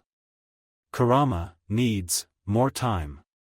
The panting slowly died down and the blonde boy nodded to something only he could hear, before biting his fingertip and running through a long chain of hand signs. Kuchi-ose no jutsu, summoning technique. With a loud puff and an enormous amount of smoke filled with chakra, 3 giant figures popped into existence. The 3 giant toads each had a pair of clones on its head, one already in meditation to gain energy from nature, and one observing the battle not far away from them. Guys! We need to buy time for Kurama. The 3 toads nodded and almost immediately jumped into the middle of the fight, toward the giant monster called the 10-tailed beast. Uzumaki Naruto jerked up from his bed, desperately trying to catch his breath for a long minute before his pounding heart finally settled down and his panting subsided. The blonde left his sweat-soaked bed and headed to the bathroom to clean his face and clear his thoughts. The first beams of sunlight reached the small bathroom window, reflecting off of the small mirror in front of him. The blonde eyed his own reflection with a foggy brain when his thoughts wandered back to the battle in the land of rivers near Suna's borders, almost exactly where Gaara had died for the first time. Naruto shook his head, easing away the last bits of his nightmare and his memories. 10 minutes later, he settled himself down on the rooftop of their accommodation, watching as the rising sun slowly warmed the freezing cold of the desert night, enjoying the first warm beams on his skin. His eyes were fixed on the horizon, behind the giant walls around the village. The walls that hadn't lasted long against the destruction and the unnatural power of the 10-tailed beast. In the end they, along with the buildings, streets, and countless numbers of shinobi and civilians, became one with the endless sand of the desert around Sunagakure no Sato in the heart of Wind Country. I will repay my debt, Gaara. Believe it. I will repay. The faint rumbling of Kurama didn't reach his consciousness. He just buried himself in his thoughts and for long hours stayed still, watching the horizon, the rising sun, and the slowly awakening village under his feet in complete silence. Awkward silence filled the office, the stoic and stern face of the Yondaime Kazekage disturbed only by a small twitch of his dark eyes. And why would I grant a private audience to a shinobi of Konoha? The Kazekage drawled. Minato stepped next to Naruto in support and to show that he was there if he need help, and a quick glance over his shoulder eased away his concern as he looked into the confident and determined eyes of his brother. Kazekage-sama, I request a private audience with you in order to talk about a very sensitive matter. Other than Hokage-sama, no one can be present. The leader's dark eyes twitched again and filled with irritation. He folded his arms in front of his chest, obviously trying to avoid the talk. You can talk freely in front of my guards. Unless this sensitive matter is for your own sake. The information concerns you, Kazekage-sama. The stern mask melted away in one blink, revealing the leader's surprise, anger, irritation and curiosity, before it was back again in another blink. What could you know about the leader of sand that can't be discussed in front of my shinobi? With all due respect, Kazekage-sama, don't misunderstand my objective. I want to protect the future of a child, not your reputation, with the privacy. The leader eyed the 2 blondes in front of him, one a confident young man, the other the Hokage of Konoha, who was silently waiting in the background but still ready to interfere. His thoughts traveled with insane speed inside his head for a long, silent minute before he interrupted it. So be it. I will be generous. Naruto made a deep bow and took out a small paper tag, marked with a privacy seal, from his pouch. If you'll allow me, Kazekage-sama. He gestured to the seal. Not that I don't trust the privacy seals in this office, but I'd like to use my own ones just to be safe. The leader nodded, and Naruto immediately channeled some chakra into the small piece of paper, activating the seal. Their picture became foggy from the outside, while their voices were immediately locked inside the barrier. The blond boy glanced toward his leader, who motioned to continue with a small nod. "We know about the one-tailed beast and its Jinchuriki." The Kage's dark eyes flashed dangerously, and his muscles tensed. "And how did you gather this kind of information?" Naruto shook his head. "Our methods are not relevant, Kazekage-sama. All that matters is the fact that Suna possesses the power of a bijou. So does every other nation, including Konoha. I won't hand over the one tail to you, no matter what you offer for it." Naruto narrowed his azure eyes. "That is not why we are here. And remember, we are talking about a human being, a child, not some item on the market." The blonde let out a breath to ease away his rising anger, before he continued. "The seal is weak." The leader of the sand frowned, eyeing the young man from head to toe, before his gaze moved toward the still silent Hokage. "The seal is strong enough. My best seal master made it." Naruto ran his fingers through his blonde locks and let out a frustrated groan. "Strong enough, my ass. No offense, Kazekage-sama, but the one who made the seal, in a word, sucks." Minato's eye visibly twitched at the saucy and impolite statement, and so did the other leaders, whose anger started to rise after the stab at his pride. "How dare you criticize my people? You don't know what you are talking about. You can't even prove your point. Tell your seal master that the nature elements on the meridian are unbalanced. This is the main cause that. Allow Shikaku to influence the vessel's mind. He or she will understand, as long as we are talking about a real seal master. The seal is weak. It could break at any time, and it will allow Shikaku to affect the child, perhaps even push him into insanity. The one-tail has a very wicked personality. His bloodlust will influence the child in the future without a doubt. I am offering you our help, to fix the design free of charge." The leader of the sand narrowed his eyes and ran his dark irises one more time over the men in front of him, his thoughts racing. The Yondaime Hokage is a seal master. So am I. We can fix the design and save your child's life and sanity. A disbelieving snort slipped out of the collected man's mouth. "If I agree to this, I am essentially handing over to you the Jinchuriki of Suna, along with the seal's design and thereby the key to getting your hands on the one-tailed beast. Its value is too large to the village for such a risk." Naruto felt his eyes twitch while anger rose in his chest, making his muscles tense visibly as fury started to overwhelm him. He unconsciously squeezed his hands into fists, and in the back of his mind he could feel a small amount of pain as his nails dug into the soft flesh of his palms. "You are speaking about your own child, Dadabayo. The future of your own child is in your hands, and you are talking about values? You are this village's leader, yes, but you are also the father of this child. We are here to build a strong alliance, to help you out, yet you would throw away this opportunity because you think your secret seal weighs more than the life and sanity of your own child?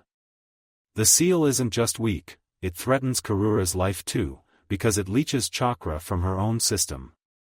It could be deadly during the birth, for both of them." The Kazekage froze, while his eyes narrowed dangerously. "If you value your village, your people, then you must value your child, because he is one of them. You can't disregard a life this easily. The offer is open indefinitely, but we are running out of time. Think over carefully what you could do for the village and for your own conscience. Don't do something you would regret later." Naruto turned around and marched out of the office, followed by the stunned Hokage, and the privacy seal was dismissed as soon as he crossed over it. His chest rose and fell heavily, he could feel his pulse pound against his temples as anger started to cloud his mind, but he restrained the red fury boiling inside his veins from bursting out with his last ounce of control. How could he be so stubborn? Risking his wife, his own child, for a village secret that's not even a secret. Calm down or we are going to reveal ourselves. You are on the verge of leaking out my chakra. Naruto suddenly stopped in the middle of the spacious square and let out a long breath, forcing out his anger with minimal success. He felt a stabbing gaze on his back, and he wasn't surprised to spot the narrow eyes of the Kazekage in the window when he looked over his shoulder. He didn't avert his burning blue gaze, not even when he felt a calming palm on his shoulder, and finally the Kage stepped back, breaking their connection. You did well, Toraku. Though your diplomacy needs some work. A lot of it.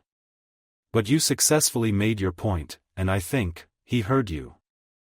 Naruto finally looked away from the empty window and let out a weary sigh. I think I ruined today's schedule. Not that I'm disappointed about it. The Hokage shrugged and grinned, and the blonde boy finally allowed his tensed muscles to relax as his anger and frustration slowly faded away. Come. I think it would be best if we go back to our accommodations. But first, let's pick up something to eat. Naruto answered with a wide grin as his stomach gave him away with a loud rumble. The two blonde shinobi left the square, a dozen suspicious and nervous glances from various corners and shadows following them. A short knock on the wooden door disturbed Naruto's nap after the not-so-light lunch.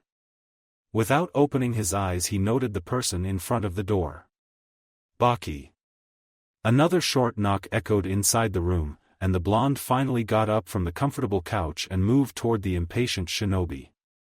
My apologies for the disturbance, but Kazekage-sama would like to see you immediately. Naruto nodded in understanding, closed the door and shared a glance with Minato, who had finally stuck his head out from his own bedroom, where he had locked himself up an hour ago to do whatever he was doing. That was quite fast.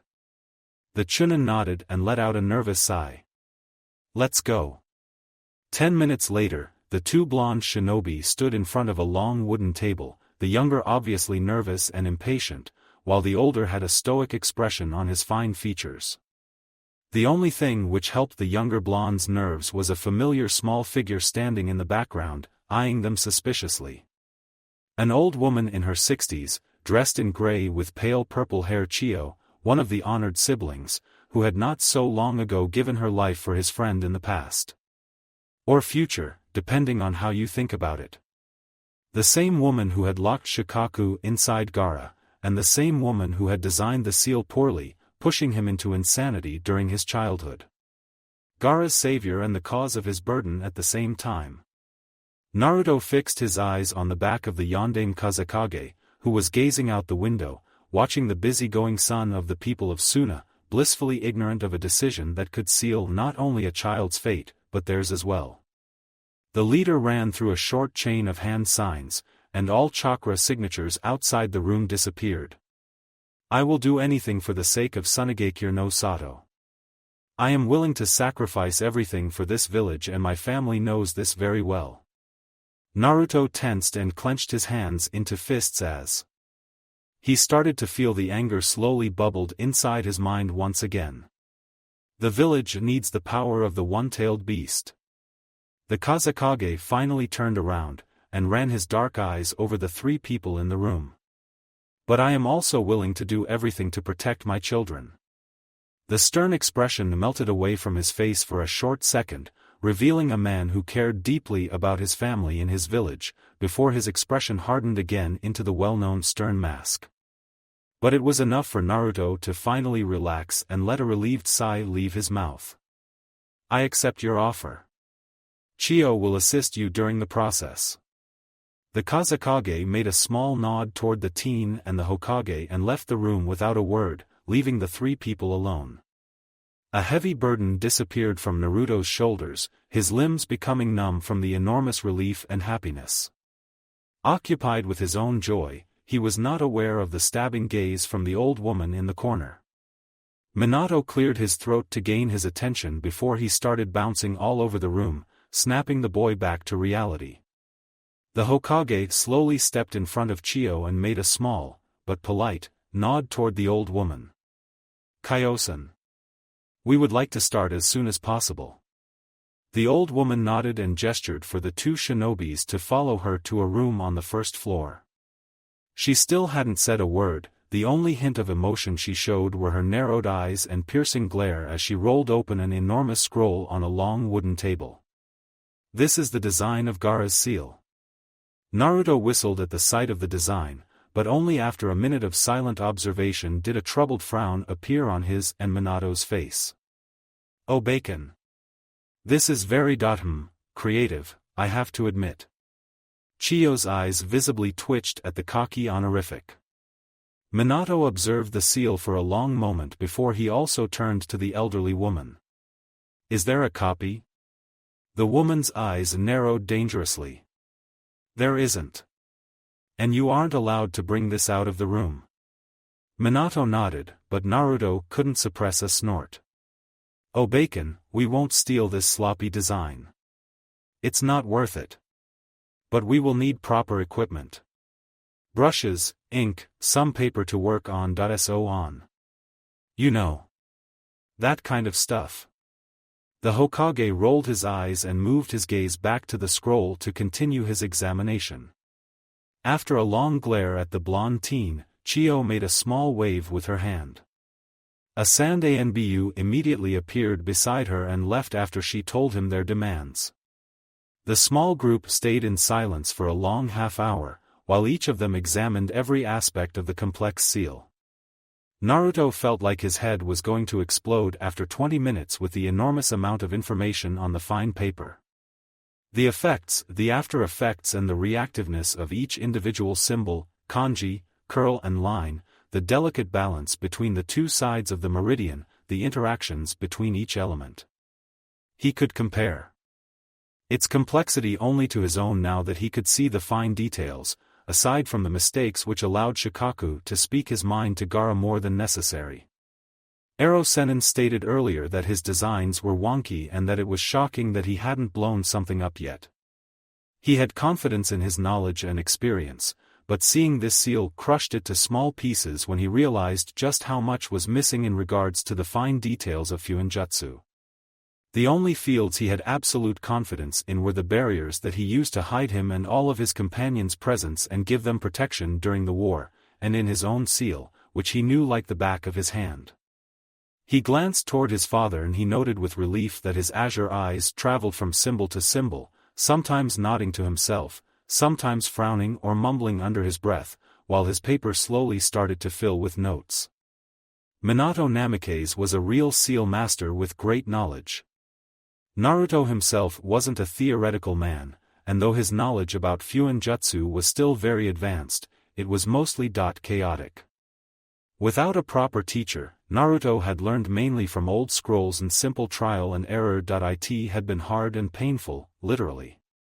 An exploding seal right in your face is a pain in the ass. Learning from his previous failures had been his method back then. He had only gotten help with the basics, thanks to Ma and Pa and occasionally Kakashi Sensei. His mind slowly drifted away from the room, toward one of his memories where everything had started. Naruto leaned over an enormous scroll, examining the complex black pattern on the approximately 100-year-old document. A frown appeared on his face as his eyes drifted from the symbols toward the specification. A seal that would be able to capture hundreds of people in one go, sealing away their souls forever, regardless of their power. Half of the pattern had been lost during the years, the ink faded away, and a large chunk of paper was missing from the left corner, taking a piece of the design with it. The blond man dropped his head to the table, eyeing the design millimeters from his face. If I could do it. If I. A defeated sigh left his soft lips, while the ancient paper rustled from the harsh wind on the rough table, filling his nose with its odd smell. He heard a soft voice behind his back, but he didn't need to turn around to know who it was. What are you doing here, Sai? That is my line. It's almost midnight. You should rest, Naruto. The blonde waved a dismissive hand, while the black-haired shinobi approached him and glanced down at the table. Talking still felt strange. He still subconsciously worried over how he worded his sentences, and his voice still lacked tone. Sometimes it still felt dead. What are you doing? Nothing. Just thinking. Naruto shrugged and straightened himself. What am I thinking? I haven't even got the dexterity for it that I don't even know how to hold a brush properly and... Naruto stayed silent for a long minute before his eyes widened and he hopped from his seat and grabbed the other teen's shoulders. Sigh. You have to teach me calligraphy. The always stoic and emotionless ex-root Anbu raised a curious eyebrow. I'm happy that you are interested in the arts, but I don't think this is the proper time for that. Don't be ridiculous. I don't want to paint flowers and birdies or anything like that. I need it for Fuinjutsu. The black-haired teen swept Naruto's hands from his shoulders. You are not capable of learning that. Fuinjutsu requires patience, precision, and a level head. You lack all of them. You are clumsy, impatient, and hot-headed. The exact opposite of the requirements. Not to mention your subpar intelligence. His words once again lacked most of his emotions. This isn't about can or can't. I have to learn it, Dadabayo. Sai slowly shook his head. You don't have a proper teacher. You don't have enough time. Just perfecting calligraphy require years. Time isn't an object, how long does it take? I learned it for 3 years, for at least 2 hours a day. 3 years. For 2 hours a day. I can do that amount of training in 2 days or less if I push myself. Naruto, that is impossible, there is no way you, Sai. I mastered 3 other elements in weeks, which needs decades of training for someone else. I can do it. I have to do it. The black-haired teen watched him for a long moment, fixing his emotionless eyes on the determined blue pools, and in the end he let out a defeated sigh. I'm definitely going to regret this. Naruto gave a foxy grin. Sai finally really sounded like he was annoyed. In a day, every corner of Mount Mayaboku was filled with blonde teens, frowning, hissing, bitching above scrolls, papers or soft sand with a stick, their hands and clothes stained with black ink but their identical blue eyes filled with determination and stubbornness, while they copied the kanji countless times over and over again. Naruto blinked when he felt the soft hand of his father on his shoulder. When looked around, he realized that Chio wasn't there anymore. When did Obeiken leave?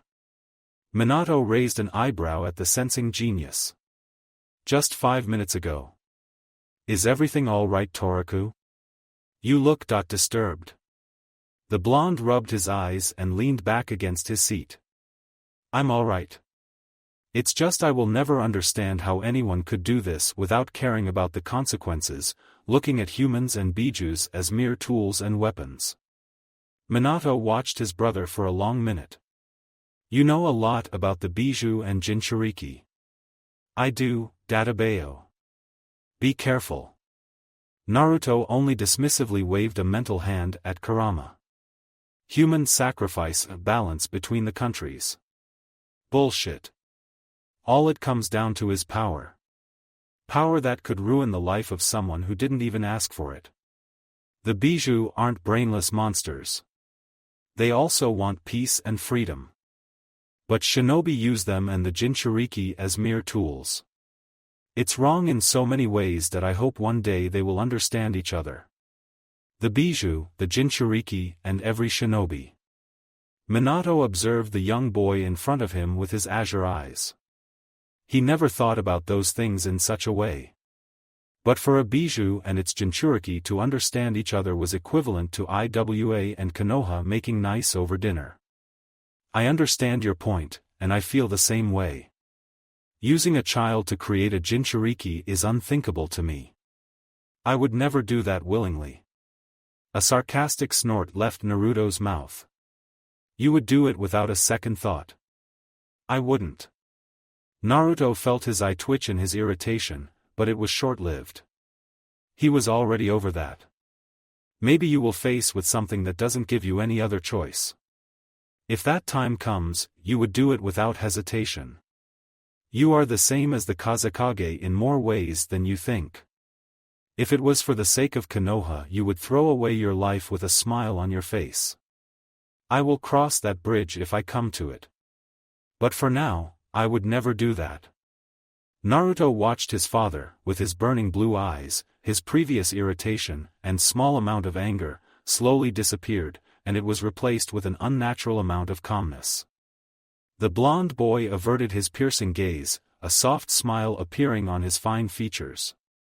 If a time like that comes, you won't have to make that choice. You will get a family to look after. I won't let you die, Dadabayo. Minato stayed silent for a long awkward minute, chewing on the words carefully, his eyes locked on the form of his brother. He knew very well what his brother just offered to him. His own life. To seal away a bijou, a sacrifice was more than likely necessary. Especially for the stronger ones who required a complex seal.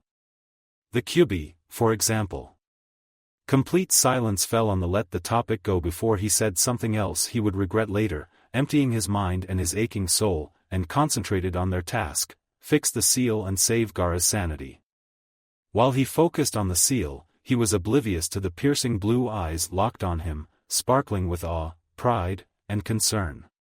The hours passed with small arguments and countless ideas on the half-dozen rough sketches and notes, until the day finally passed, taking with it Naruto's wakefulness. Exhaustion and lack of sleep slowly overwhelmed his weary mind. He passed out in his chair, his head rested on crossed arms on the desk. The room was silent. Only the muffled sounds of crackling paper and the soft ruffle of the brush broke it from time to time. Chio had come back an hour later, suspiciously watching the two blondes work. In the end, she had to admit the brat was right. The seal allowed too much space for Shikaku to influence the vessel.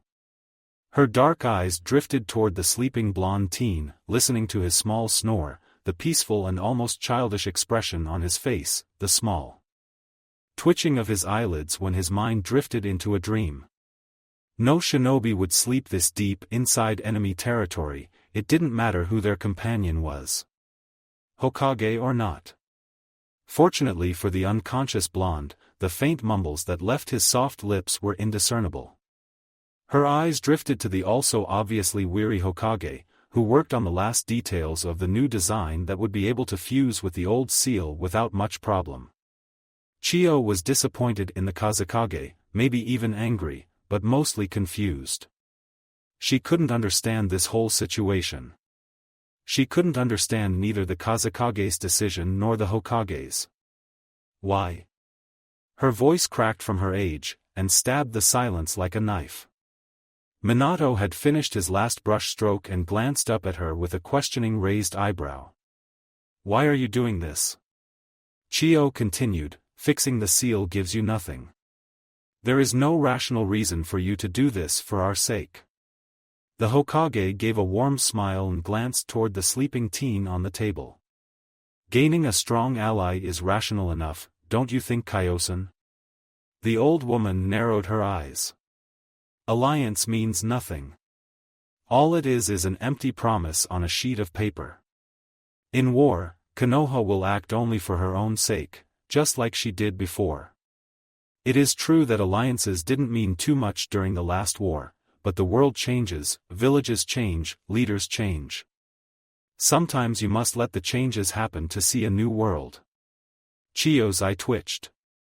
Handing a weapon to your former enemy's hand isn't rational, and isn't enough cause for an alliance. How do you know you can trust us? Minato stayed silent for a long moment, and his eyes traveled toward the peacefully sleeping form of his brother again.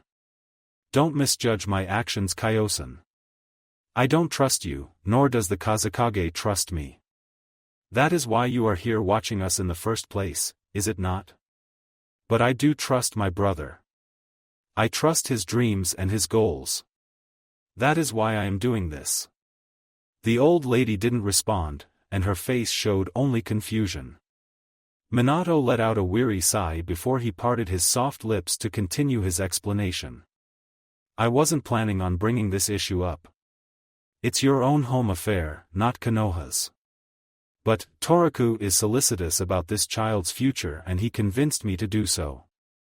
That boy over there holds great power, and could one day bring great changes to the shinobi world. Minato didn't say anything more, simply turning back to his work to finish the final details, while Chiyo moved her eyes toward the sleeping young man, and she also stayed in silence for the rest of the day, burrowed inside her own mind, together with her thoughts. Kazaka Jessima. The two from Konoha have finished the design. We are preparing to modify the seal in the early afternoon. The leader of Suna nodded, but didn't turn around from the large windows of his office. He simply stood there, arms folded behind his back, watching the empty streets of his sleeping village. Chiyo slowly stepped next to her leader, and without a word joined him in his occupation. For a long while no one said a word to break the silence until the old woman finally opened her wrinkled mouth. Suna can take care of her own problems. Why do you let Konoha interfere with our home affairs? The Kage stood in silence, his eyes focused on a mother and her small child on the streets, before he finally answered. It's peaceful, isn't it? Chiyo raised an eyebrow, but nodded. Yes, it is. I intend to keep it that way. At any cost. You can't trust them. The Kage stayed silent for another long minute, lost in his thoughts, before he finally opened his mouth to answer. I don't trust them. His eyelids closed around his dark eyes, weighed down by his own thoughts, lost in his mind. But that boy, he made me wonder about myself. Dark and old eyes twitched. That boy. Again that boy. Months ago, Jiraiya told me something about that boy, when the Hokage first sent him here to distract me during the negotiations. The Kage didn't open his eyes as his thoughts wandered back to 2 months ago. He is someone like you and I were once, before we lost ourselves in the shinobi world. He still carries and gives goodwill to anybody without considering who he gave it to. Now I know what he meant at that time. The Kage finally turned toward the small and old woman for the first time since she entered the office. Do the sealing as soon as possible, Kaiō-san. The old woman nodded, realizing that her Kage had closed their conversation and made his final decision. She left the room without any further comment, but her thoughts still did not settle. Naruto ran his eyes over the ink-black pattern running across the room like a spider web. There were only a few words that could describe the enormous and complex seal. It started from the center of the ceiling, ran across the walls, over the floor and connected again on a dais positioned under the starting point. Together with Minato and Chiyo, they had spent 3 hours painting the seal without a minute's rest. The faint scent of the Kazekage's blood, which was mixed with the ink, filled his sensitive nose, and he couldn't restrain himself from grimacing. He heard some faint footsteps from the passage, and the Kazekage appeared in the door, his not-so-calm wife hooked to his arm.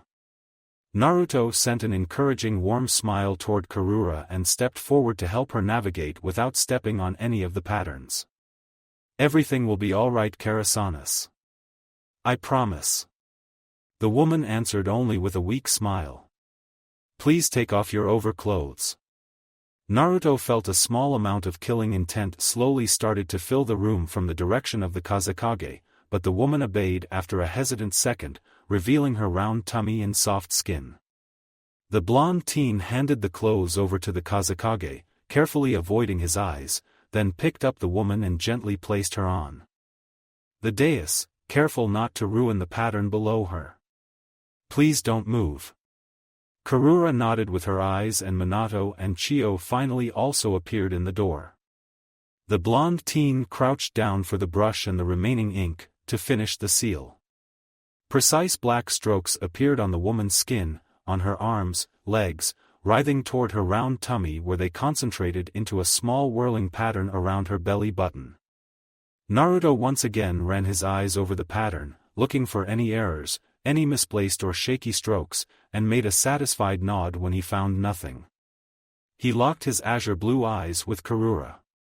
Her face was calm, but Naruto could see the fear and concern behind her eyes. He sent another encouraging smile, but the fear didn't vanish. He glanced over his shoulder and noted that the stern look had disappeared from the Kazekage's face, his dark eyes mirrored the same worry as his wife's. Kazeka Jessima. Could you come here please? The leader narrowed his eyes, but nodded in the end and carefully moved to the center where his wife was laying almost naked, avoiding the pattern. His always rigid eyes widened when the blond boy simply reached out for his hand, but his rising anger immediately flushed away when he gently placed it under his wife's palm. There. You are here as a husband and as a father. You can act like that. A soft smile appeared on Minato's face and he also stepped into the middle of the room, facing his brother. Are you ready, Toriku? Naruto glanced at the Kazekage, who also gave an approving nod, and then he slowly leaned closer to the laying woman in front of them. Karasanas. This might be unpleasant, but please bear it and don't move. The woman hesitantly nodded with her eyes, then she immediately locked them with his husband's, who gave her a soft, caring smile in response. Naruto made one final nod and turned toward Minato. Identical blue pools locked after one last inspection of the design. They stayed in silence for a long moment, before they both started to run through an enormously long chain of hand signs, perfectly mimicking each other's movement, like they were just looking into a mirror. When they reached the last sign they froze in motion and the pattern around them glowed with a yellow light for a second. Then the glow immediately faded away, leaving the original black ink color. The seal suddenly flinched and started to writhe into Karura's belly, inside her womb toward the small life under her pounding heart. The two blonde shinobi remained frozen, only their expressions shifting to intense concentration while the seal slowly and submissively moved to overwrite the old one. Nothing could be heard in the room aside from the ruffling sound as the seal moved and the increasingly labored breathing of the two seal masters. Their bodies and minds started to become weary from the joint effort, while their chakra surged into the seal without break. After half an hour of sheer effort, the remains of the pattern suddenly stopped moving, and a wobble ran through it. A painful hiss left Karura's squeezed lips, and Naruto could distantly feel as the Kazekage's muscles tensed and their hands squeezed each other's until their joints became white. Naruto clenched his eyes and teeth shut, as did Minato, as they focused more and more chakra into the seal. Naruto's left eye suddenly twitched and his face started to mirror irritation along with the concentration. Shit, stupid Tanuki. Naruto pressed the words through his teeth unconsciously as his mind filled with Shikaku's yelling, hissing voice. Just stay still, you bitching idiot. He could feel his bloodlust, his struggle against the new seal, his last desperate attempt to break free, attacking the small seams and openings left between the new and old seals before the two completely merged together.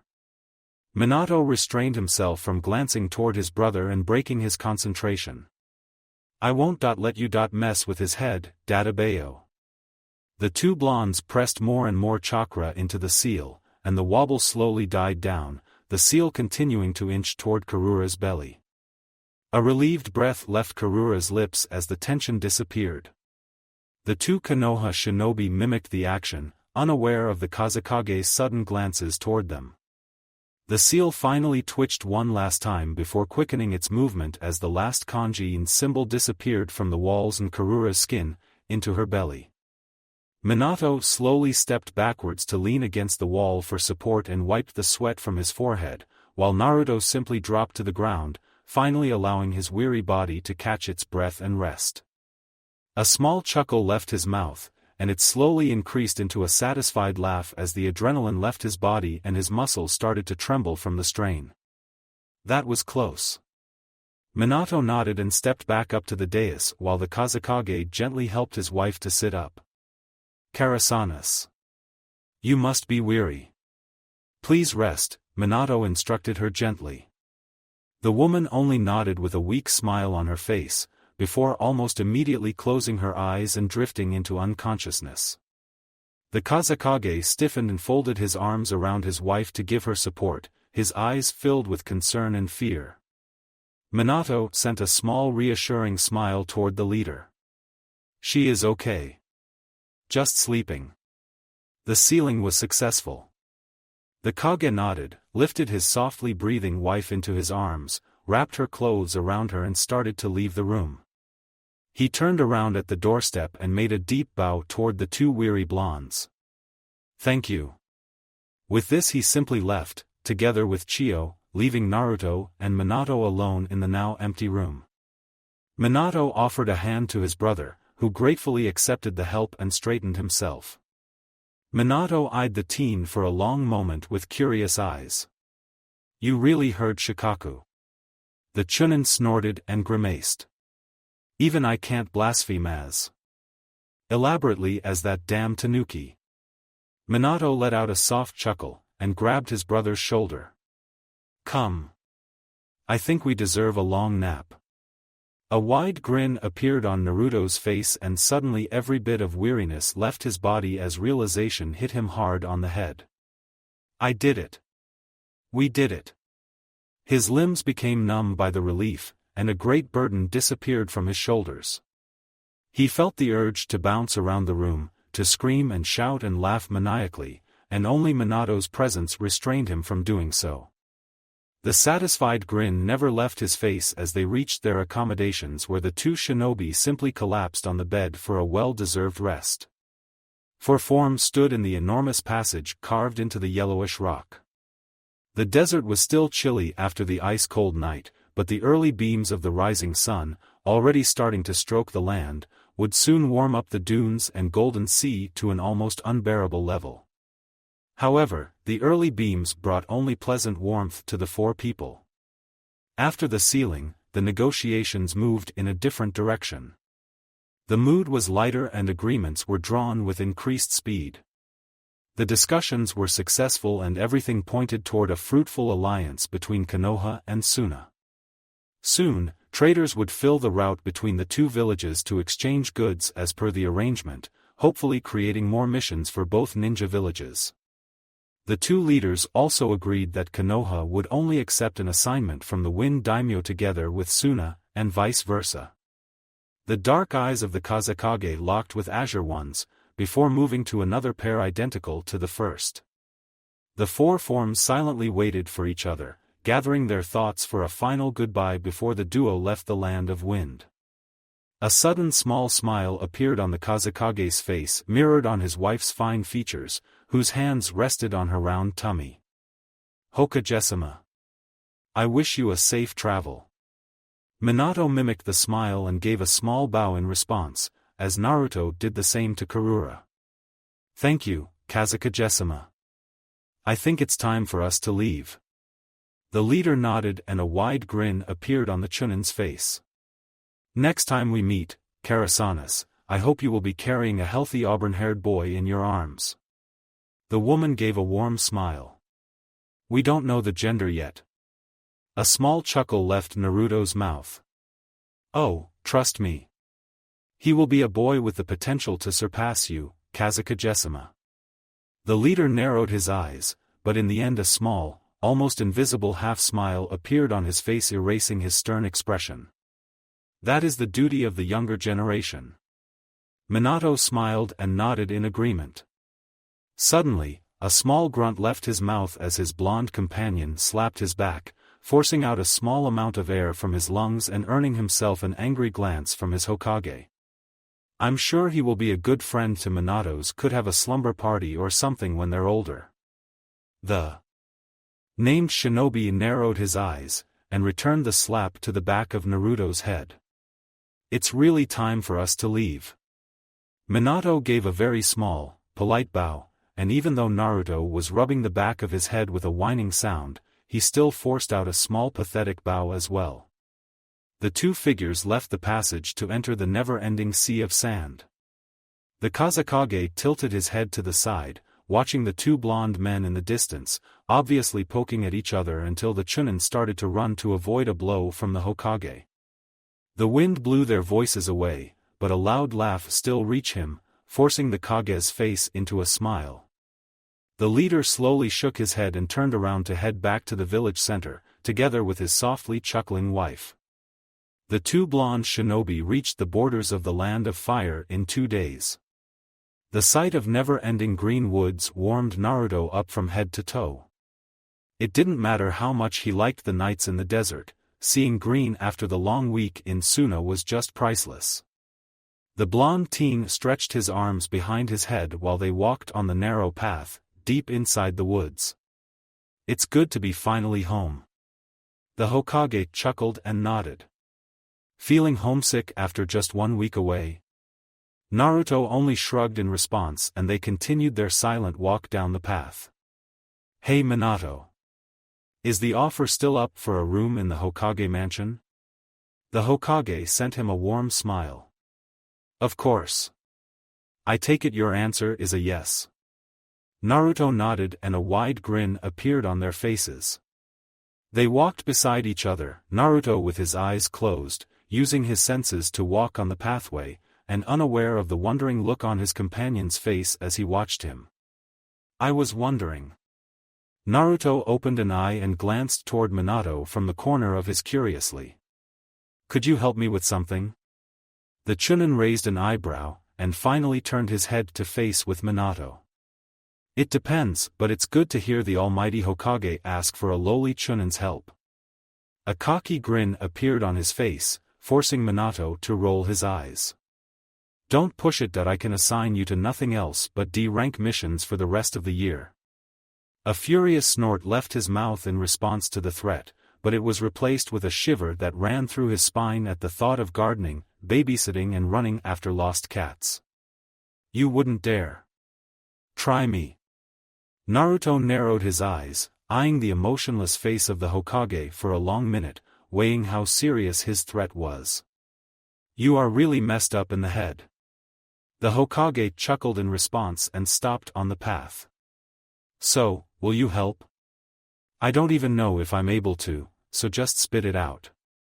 A wide grin appeared on the Hokage's face.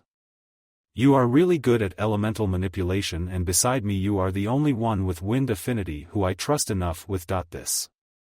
Minato simply raised his hand and opened his palm, and almost immediately a spinning azure blue chakra globe appeared between his fingers. The hair on the back of Naruto's neck instantly stood up as his senses filled with the powerful chakra, swirling with insane speed inside the perfect ball. He needed every bit of his self-control to restrain himself from saying anything stupid and make sure that the muscles on his face remained stoic. He already knew what his father wanted from him, and inside his mind he felt like he was 12 again, jumping up and down in his excitement, shouting and grinning like a maniac. Naruto forced himself to remain outwardly calm and tilted his head to the side, eyeing the so familiar and dear technique with curiosity. The blonde forced the muscles on his face to move and mirror confusion while he looked back to his father with a questioning look. Nice. Minato raised an eyebrow, and couldn't keep the disappointment from his face. Nice? That is all you can say? This is my pride and joy, beside the Hiraishin, and all you can say is nice? His shoulders slumped in defeat, letting the blue orb disappear. Naruto finally gathered himself and immediately started to backtrack. I didn't mean nice in a bad way, I mean nice as in super badass. I know how hard it is to create something like that. Minato raised an eyebrow at his brother desperately trying to save the situation, and in the end, a chuckle forced itself out and he simply waved a dismissive hand. Okay, I have to admit it's not as fancy as some of your techniques but it's still powerful like hell. Naruto nodded agreeing. Despite the fact that he learned and developed dozens of new and powerful jutsu, the foundation of his strongest ones was still the Rasengan. No jutsu other than the Rasengan's variants were strong enough to break through Madara's defenses. What was that technique? Naruto asked with a curious tone. That was Rasengan. It's still incomplete. Anytime I try to add wind element it just breaks down. Naruto nodded and tapped his chin to show he was thinking about the solution, that he actually already knew. So, will you help me to solve this little problem? Naruto stayed in silence for a long minute, while his thoughts raced inside his head. What if I just show him? What if I let him finish the technique? He won't be able to throw it like I can without Sage Mode. Will he be able to use it without damaging himself? Maybe with the Hiraishin it could be used in a safe way. He slowly shook his head to clear it from the hundreds of disturbing questions. I have time to decide. A wide grin appeared inside his mind when he realized that he would get the opportunity to use Rasengan in the future without revealing himself, not to mention the remaining jutsus in his arsenal which were developed directly from it. I don't know yet. Maybe I could help. A wide smile appeared on Minato's face. Deal. When we arrive home, I'll teach you the Rasengan. Why not while we are traveling? Minato chuckled in response. The only one who knows it, besides me, is Jiraiya-sensei, and it took him more than 2 months to learn it. I know you are a genius in some ways, but it's a complex technique. A foxy grin appeared on Naruto's face, already calculating the possibilities. I got confidence in myself. I will learn it before we reach the gates of Konoha. Toraku, that's less than 2 days. There is no way you are, wanna bet? The Hokage raised an eyebrow as a cunning expression appeared on his face, but he only got another foxy grin in response, which forced him to frown. In the end, he just waved away his doubts, his mind already looking for the prize he was going to win without even moving a finger. A wide grin appeared on his face also, and raised a hand toward the Chunin. Cunning little brat. You are as sly as a fox. I have a good teacher. A pleased snort echoed inside his mind, together with the chuckling of Kurama. Deal. If you aren't able to learn it before we reach the gates, you will do any repairs, the painting, and move every single piece of furniture into the new house. Alone. The grin only grew wider on Naruto's face, almost reaching both of his ears. A thought popped up inside his head, how his small prank would be just perfect for his father. Deal. And if I learn it, you will be the one who'll do that, without any help or jutsu. It wouldn't be fair if you just use Hiraishin to move everything, while I have to drag everything through the whole village with my clones. Oh, and creating a D-rank mission for it isn't acceptable. You will do it with your bare hands and with your pretty face.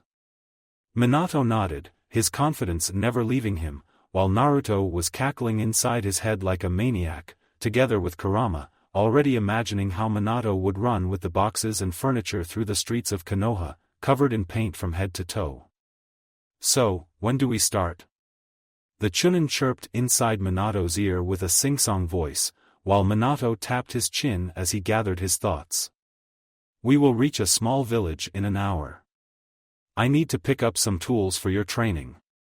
Naruto nodded, and the two blondes headed toward their destination, to get some balloons and rubber balls for sure. Minato Namikaze felt himself steadily lose his confidence as he watched his younger brother pop the second balloon filled with water with a cocky grin on his face only after an hour of practice. He restrained himself from letting his mouth fall open and the gulp rise inside his throat at the thought that he might have to carry everything through the middle of the village alone. He slowly shook his head to ease away the image of his total pillory. A small hope rose inside his chest. The next stages will be much harder. There is absolutely no way he will succeed with them. Hey brat. Slow down. Do you know how hard it is to do something badly when you know how to do it right? It's hard for me to mess up on purpose. A snort echoed inside his mind. That's just unbelievable. You normally have a natural talent for messing things up. Hey! When was the last time I messed up anything? His only answer was total silence. Okay, don't answer that. But it's still hard. Then try harder. Use your stubborn brain. Naruto rolled his eyes mentally, while Minato handed another ball to him, this time made of hard rubber, and explained the next step, just as Jiraiya had while they were looking for Tsunade to ask her to become the Godame Hokage after Sarutobi's death. Naruto let out a sigh when his thoughts wandered toward the snake Sannin. He could be anywhere, doing his experiments undisturbed, and who knows how many people had already died by his hands since he came back to the past. I should find him and just kick his ass. Great plan, discounting only one tiny little problem. Naruto mentally narrowed his eyes, looking for what the fox referred. Do not interfere until it is absolutely necessary. That was our deal. Concentrate rather on the ball in your hand, because it's about to pop. Naruto let out a weary sigh unconsciously. I can't just let him have his way in the shadows a second time around. Hey! What if I give some hints to Minato? Or to the old man? And how will you explain your knowledge? Naruto made a mental shrug. I don't know. You're the brains. Think of something. I'm glad you finally admit it. Naruto unconsciously rolled his eyes in irritation. Fortunately Minato had fixed his eyes and senses on the small rubber ball in his hand, unaware of the small motion and his silent conversation. What if I just sneak inside the office and left a message? And if they caught you? I've been able to sneak around ANBU since I was 6. They won't catch me. Do you think they will do anything with an anonymous letter that states that one of their greatest shinobi and hero kills people in the shadows? Naruto frowned mentally. You got a point. If I only at least knew one of the places where he does his things, I can lead them there. I could say that I sensed what was happening or something. Naruto, if you interfere too much you won't know what will happen. We've already spoke about this time after time. I can't just sit and wait. And yet you still don't understand the precarious position you are in. I understand exactly what position I am in. A sudden bang interrupted their argument, and the blonde Chunin blinked down to his hands, with wide eyes. Shit. Yes. Shit is a good word, idiot. Shit. Naruto turned his head toward the voice, and found a gaping Minato looking back at him with wide eyes, disbelief written all over his face. Naruto made a mental shrug and sent a foxy grin toward the Hokage, who resembled a fish on the ground gasping for air. Minato was struggling between feelings of enormous pride, from the fact his brother was a damn genius, and concern that there was a chance that he might lose this bet. So, I would like my room to be orange. Minato flung his eyes from the empty hand of his brother toward the blue eyes, and raised a disbelieving eyebrow. Orange? Yes. Orange. There is something wrong with you in the head. And you will be the one who will paint your room orange, not me. The Hokage slowly shook his head as he forced his voice to sound more confident than he felt. The image of himself covered in orange paint was already starting to form inside his mind, forcing a grimace on his face. The Hokage of Konohagakure no Sato stepped through the village gates with a perished expression on his face, his head hung on his chest in defeat and his eyes wide, continuously muttering his disbelief. On the other hand, his young blonde companion marched inside the gates, casually grinning from ear to ear. The duo passed the two curious Chunin guards. One of them started to open his mouth, but he immediately closed it when the Hokage sent him a sharp glare that promised pain and suffering in the form of at least 1 month of long D-ranked missions if he dared to ask anything. In the middle of the village, Minato finally braced himself, and turned toward his companion with a straight face. We will meet tomorrow. I have to speak with Sarutobi before I go home. Naruto nodded, still grinning widely. Inside his mind a small amount of excitement had already formed. He was also curious of what he would find at home. Or more accurately, what his clone had found while they were out of town. He could feel that the seal on the door was still untouched and the clone had not dispersed, meaning he had remained undetected and undisturbed. The blonde Chunin headed toward his apartment and stepped inside his flat after 10 minutes of silent walking, the whole way carefully restraining himself from breaking out into a run through Konoha in his excitement. His heart pounded faster and faster from the exhilaration as he dropped his bag onto the floor and grabbed the door handle to the bathroom, practically ready to tear the door open. He immediately felt the sudden spike of chakra inside his head as the security seal disappeared and the small amount of his own chakra left inside the seal returned to him. Naruto let out a long, calming breath before he stepped inside the bathroom. His eyes immediately fixed themselves on the corner. A satisfied grin appeared on his face when only the empty corner looked back at him. He had been away for longer than he had first thought he would be, so he had been hoping the chakra that he'd pumped inside the seal was enough to last until he did get back. His experienced hands ran through a short chain of hand signs, and the barriers disappeared from the corner, revealing a very weary-looking blonde teen, already out of sage mode to avoid detection since the barriers were down. The clone let out an enormous yawn and slowly straightened himself, obviously trying to tease the real Naruto whose curiosity had risen to an unbearable level. So?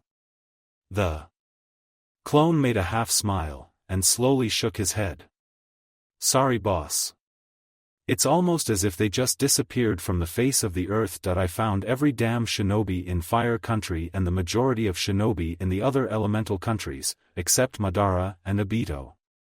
The blonde Chunin let out a disappointed sigh and ran a hand through his golden locks. The clone clasped his shoulder reassuringly, then disappeared, leaving behind nothing more than a small cloud filled with the last remains of his already fading chakra. Naruto walked toward his bedroom, reaching his bed with its soft white pillows just in time as the exhaustion of his replica finally hit him with full force. In the next second the blonde Chunin collapsed onto the bed with a moan. The memories of his clone forcefully continued to pop up picture by picture. A frown appeared below his closed eyelids as memories pinpointing the chakra signatures of the once, or future, depending on how you think of it, Akatsuki members appeared. But it was replaced with a soft smile when he found the still-living Yahiko, a probably disturbed Zabuza, an enthusiastic killer bee, and even the almost invisible chakra of a toddler Haku. Naruto, finally overwhelmed by exhaustion, drifted into a dreamless sleep. Thank you for watching. I hope you enjoyed it. Make sure to like and subscribe, and don't forget to share this video with your friends. Guys, make sure to help the author by visiting the link in the description. This is Fox Sage, and I'm signing off.